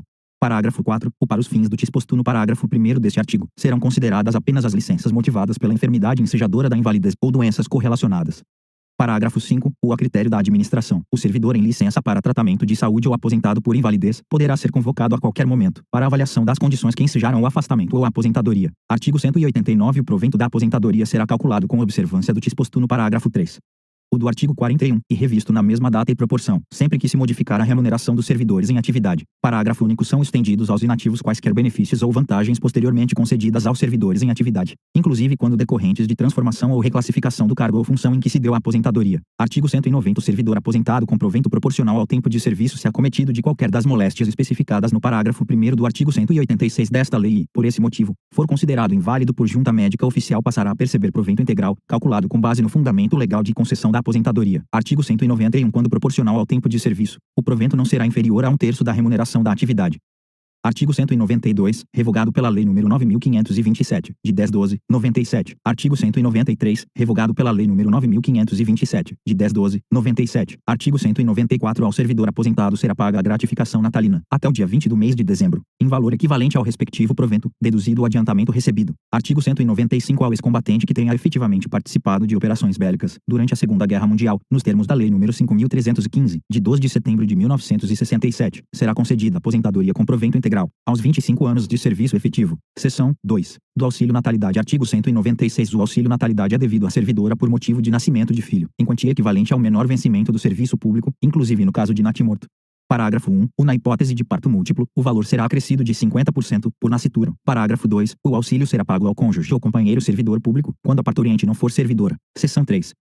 Do salário família. Artigo 197. O salário família é devido ao servidor ativo ou ao inativo, por dependente econômico. Parágrafo único. Consideram-se dependentes econômicos para efeito de percepção do salário família e o cônjuge ou companheiro e os filhos, inclusive os enteados até 21 anos de idade ou, se estudante, até 24 anos ou, se inválido, de qualquer idade, 2 o menor de 21 anos que, mediante autorização judicial, viver na companhia e às expensas do servidor ou do inativo.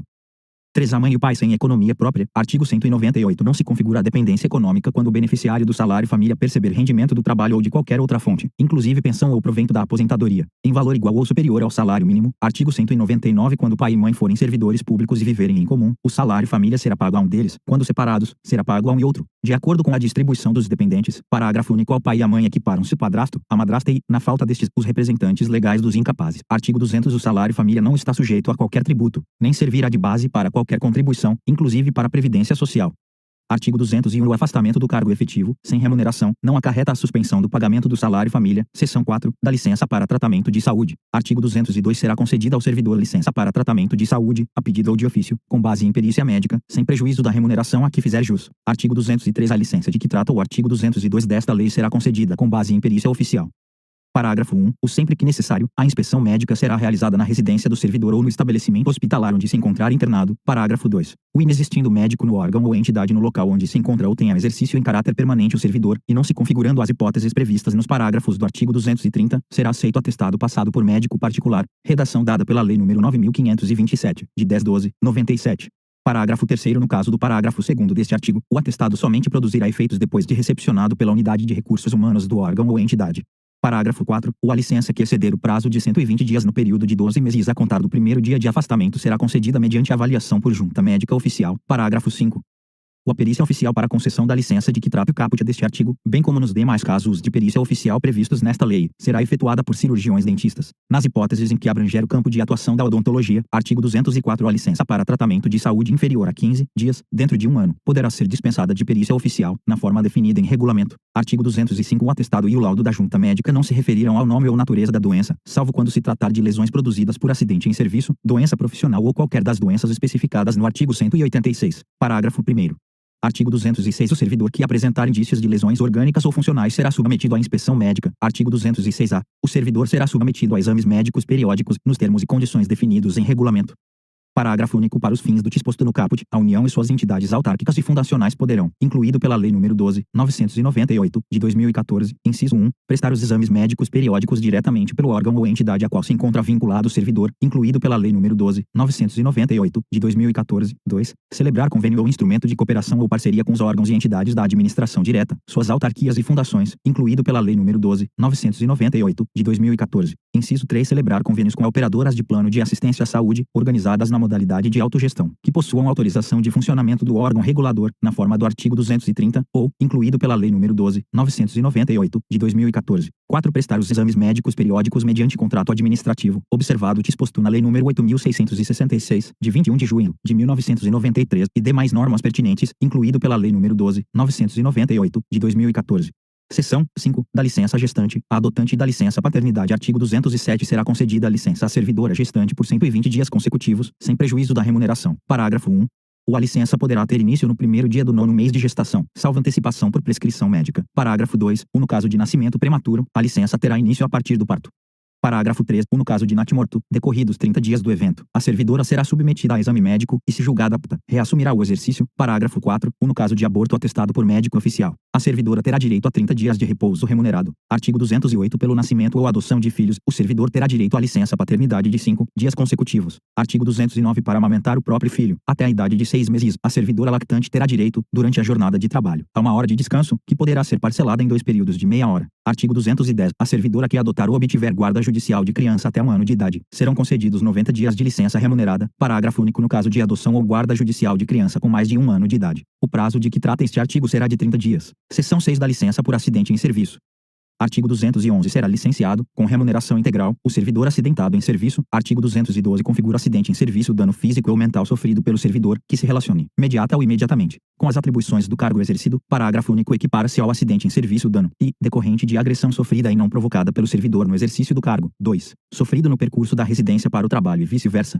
Artigo 213. O servidor acidentado em serviço que necessite de tratamento especializado poderá ser tratado em instituição privada, à conta de recursos públicos. Parágrafo único. O tratamento recomendado por junta médica oficial constitui medida de exceção e somente será admissível quando inexistirem meios e recursos adequados em instituição pública. Artigo 214. A prova do acidente será feita no prazo de 10 dias, prorrogável quando as circunstâncias o exigirem. Seção 7. Da pensão. Artigo 215. Por morte do servidor, os seus dependentes, nas hipóteses legais, fazem jus à pensão por morte, observados os limites estabelecidos no inciso 11 do caput do artigo 37 da Constituição Federal e no artigo 2º da Lei nº 10.887, de 18 de junho de 2004. Artigo 216, revogado pela Lei nº 13.135, de 2015. Artigo 217. São beneficiários das pensões: inciso 1. O cônjuge. A linha A, revogada. A linha B, revogada. A linha C, revogada. A linha D, revogada. A linha E, revogada. 2. O cônjuge divorciado ou separado judicialmente ou de fato, com percepção de pensão alimentícia estabelecida judicialmente. A linha A, revogada. A linha B, revogada. A linha C, revogada. A linha D, revogada. Inciso 3. O companheiro ou companheira que comprove união estável como entidade familiar. 4. O filho de qualquer condição que atenda a um dos seguintes requisitos. A linha A, seja menor de 21 anos. A linha B, seja inválido. A linha C, a linha D, tenha deficiência intelectual ou mental. Inciso 5. A mãe e o pai que comprove independência econômica do servidor. Inciso 6. O irmão de qualquer condição que comprove dependência econômica do servidor e atenda a um dos requisitos previstos no inciso 4. Parágrafo 1. A concessão de pensão aos beneficiários de que tratam os incisos e a 4 do caput exclui os beneficiários referidos nos incisos 5 e 6. Parágrafo 2. A concessão de pensão aos beneficiários de que tratam o inciso 5 do caput exclui o beneficiário referido no inciso 6. Parágrafo 3. O enteado e o menor tutelado equiparam-se a filho mediante declaração do servidor e desde que comprovada dependência econômica, na forma estabelecida em regulamento. Parágrafo 4. Vetado.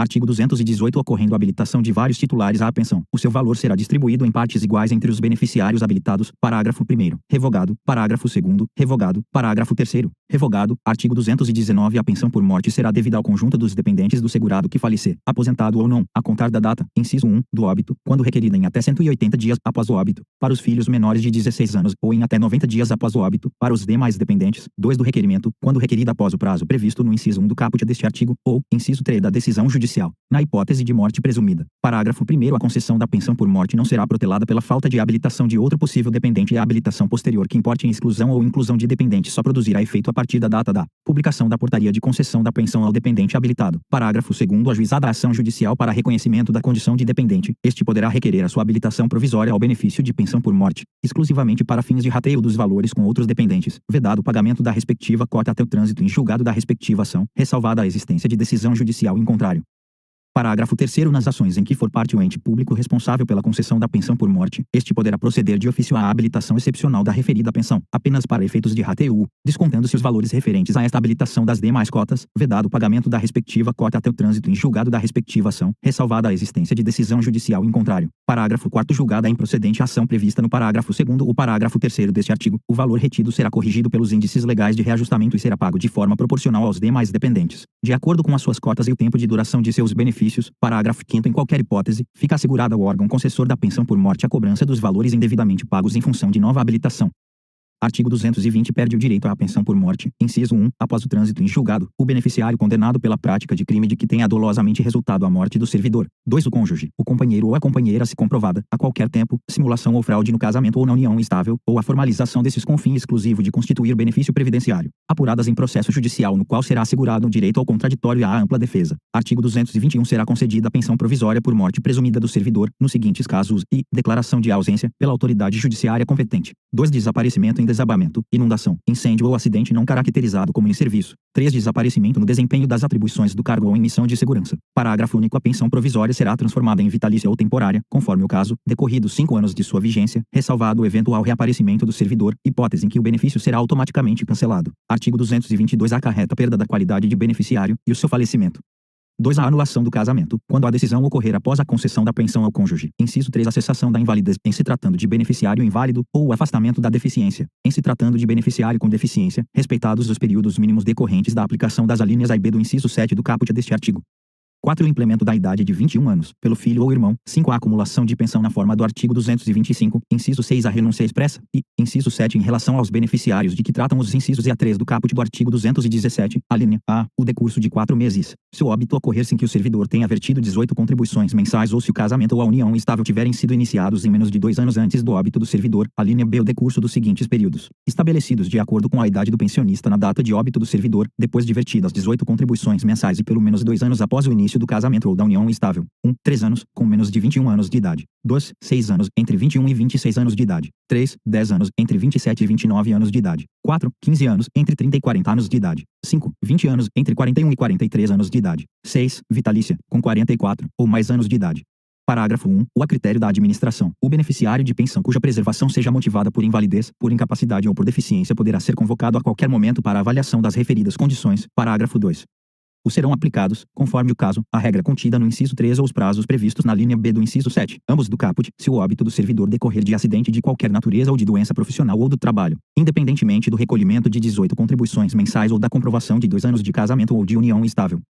Parágrafo 3. Ou após o transcurso de pelo menos 3 anos e desde que nesse período se verifique o incremento mínimo de 1 ano inteiro na média nacional única, para ambos os sexos, correspondente à expectativa de sobrevida da população brasileira ao nascer, poderão ser fixadas, em números inteiros, novas idades para os fins previstos na linha B do inciso 7 do caput, em ato do Ministro de Estado do Planejamento, Orçamento e Gestão, limitado o acréscimo na comparação com as idades anteriores ao referido incremento. Parágrafo 4. O tempo de contribuição a regime próprio de Previdência Social, RPPS, ou ao Regime Geral de Previdência Social, RGPS, será considerado na contagem das 18 contribuições mensais referidas nas alíneas A e B do inciso 7 do caput.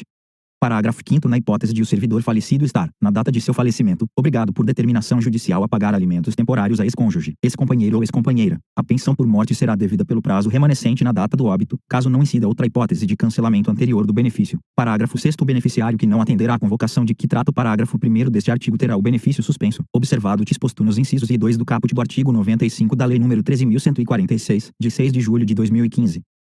Parágrafo 7º. O exercício de atividade remunerada, inclusive na condição de microempreendedor individual, não impede a concessão ou manutenção da cota da pensão de dependente com deficiência intelectual ou mental ou com deficiência grave. Parágrafo 8º. No ato de requerimento de benefícios previdenciários, não será exigida a apresentação de termo de curatela de titular ou de beneficiário com deficiência, observados os procedimentos a serem estabelecidos em regulamento. Artigo 223. Por morte ou perda da qualidade de beneficiário, a respectiva cota reverterá para os co-beneficiários. Inciso 1. Revogado. 2. Revogado. Artigo 224. As pensões serão automaticamente atualizadas na mesma data e na mesma proporção dos reajustes dos vencimentos dos servidores, aplicando-se o disposto no parágrafo único do artigo 189. Artigo 225. Ressalvado o direito de opção, é vedada a percepção cumulativa de pensão deixada por mais de um cônjuge ou companheiro ou companheira e de mais de 2 pensões. Seção 8 do auxílio funeral. Artigo 226. O auxílio funeral é devido à família do servidor falecido na atividade ou aposentado, em valor equivalente a 1 mês da remuneração ou provento.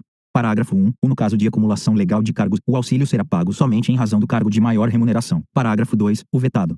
Parágrafo 3. O auxílio será pago no prazo de 48 horas, por meio de procedimento sumaríssimo, à pessoa da família que houver custeado o funeral. Artigo 227. Se o funeral for custeado por terceiro, este será indenizado, observado o disposto no artigo anterior. Artigo 228. Em caso de falecimento de servidor em serviço fora do local de trabalho, inclusive no exterior, as despesas de transporte do corpo correrão à conta de recursos da União, autarquia ou fundação pública. Seção 9 do auxílio reclusão.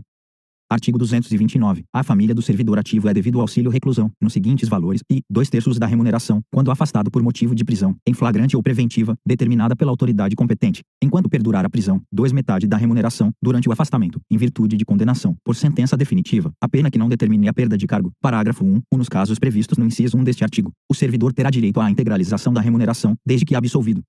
Parágrafo 2. O pagamento do auxílio reclusão cessará a partir do dia imediato àquele em que o servidor for posto em liberdade, ainda que condicional. Parágrafo 3. O ressalvado disposto neste artigo, o auxílio reclusão será devido, nas mesmas condições da pensão por morte, aos dependentes do segurado recolhido à prisão. Capítulo 3 da assistência à saúde. Artigo 230. A assistência à saúde do servidor, ativo ou inativo, e de sua família compreende assistência médica, hospitalar, odontológica, psicológica e farmacêutica. Terá como diretriz básica o implemento de ações preventivas voltadas para a promoção da saúde e será prestada pelo Sistema Único de Saúde, SUS, diretamente pelo órgão ou entidade ao qual estiver vinculado o servidor, ou mediante convênio ou contrato, ou ainda na forma de auxílio, mediante ressarcimento parcial do valor dispendido pelo servidor, ativo ou inativo, e seus dependentes ou pensionistas com planos ou seguros privados de assistência à saúde, na forma estabelecida em regulamento. Parágrafo 1. Nas hipóteses previstas nesta lei em que seja exigida perícia, avaliação ou inspeção médica, na ausência de médico ou junta médica oficial, para sua realização o órgão ou entidade celebrará, preferencialmente, convênio com unidades de atendimento do Sistema Público de Saúde, entidades sem fins lucrativos declaradas de utilidade pública, ou com o Instituto Nacional do Seguro Social, INSS, incluído pela Lei nº 9.527, de 10/12/97. Parágrafo 2. Na impossibilidade, devidamente justificada, da aplicação do disposto no parágrafo anterior, o órgão ou entidade promoverá a contratação da prestação de serviços por pessoa jurídica, que constituirá junta médica especificamente para esses fins, indicando os nomes e especialidades dos seus integrantes, com a comprovação de suas habilitações e de que não estejam respondendo a processo disciplinar junto à entidade fiscalizadora da profissão, incluído pela Lei nº 9.527, de 10/12/97. Parágrafo 3. Para os fins do disposto no caput deste artigo, ficam a União e suas entidades autárquicas e fundacionais autorizadas a: Inciso 1. Celebrar convênios exclusivamente para a prestação de serviços de assistência à saúde para os seus servidores ou empregados ativos, aposentados, pensionistas, bem como para seus respectivos grupos familiares definidos, com entidades de autogestão por elas patrocinadas por meio de instrumentos jurídicos efetivamente celebrados e publicados até 2 de fevereiro de 2006 e que possuam autorização de funcionamento do órgão regulador, sendo certo que os convênios celebrados depois dessa data somente poderão sê-lo na forma da regulamentação específica sobre patrocínio de autogestões, a ser publicada pelo mesmo órgão regulador, no prazo de 180 dias da vigência desta lei. Normas essas também aplicáveis aos convênios existentes até 2 de fevereiro de 2006. 2. Contratar, mediante licitação, na forma da Lei nº 8.666, de 21 de junho de 1993, operadoras de planos e seguros privados de assistência à saúde que possuam autorização de funcionamento do órgão regulador. 3. Vetado. Parágrafo 4. O vetado. Parágrafo 5. O valor do ressarcimento fica limitado ao total dispendido pelo servidor ou pensionista civil com plano ou seguro privado de assistência à saúde. Capítulo 4. Do custeio. Artigo 231, revogado pela Lei nº 9.783, de 28 de janeiro de 1999. Título 7. Capítulo único da contratação temporária de excepcional interesse público. Artigo 232, revogado pela Lei nº 8.745, de 9/12/93. Artigo 233, revogado pela Lei nº 8.745, de 9/12/93. Artigo 234, revogado pela Lei nº 8.745, de 9/12/93. Artigo 235, revogado pela Lei nº 8.745, de 9/12/93.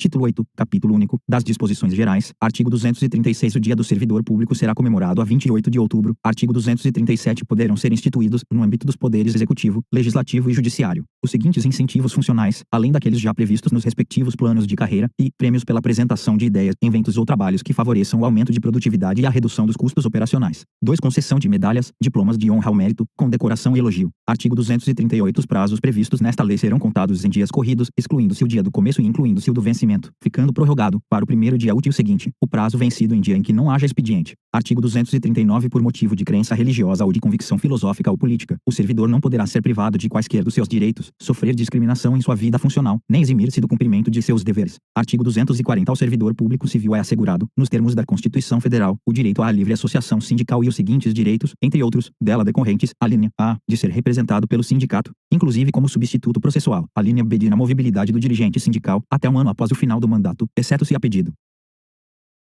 a linha C, de descontar em folha, sem ônus para a entidade sindical a que for filiado, o valor das mensalidades e contribuições definidas em Assembleia Geral da categoria. A linha D, revogado pela Lei nº 9.527, de 10/12/97. A linha E, revogado pela Lei nº 9.527, de 10/12/97. Artigo 241. Consideram-se da família do servidor, além do cônjuge e filhos, quaisquer pessoas que vivam às suas expensas e constem do seu assentamento individual. Parágrafo único. Equipara-se ao cônjuge a companheira ou companheiro, que comprove união estável como entidade familiar. Artigo 242. Para os fins desta lei, considera-se sede o município onde a repartição estiver instalada e onde o servidor tiver exercício, em caráter permanente. Título 9.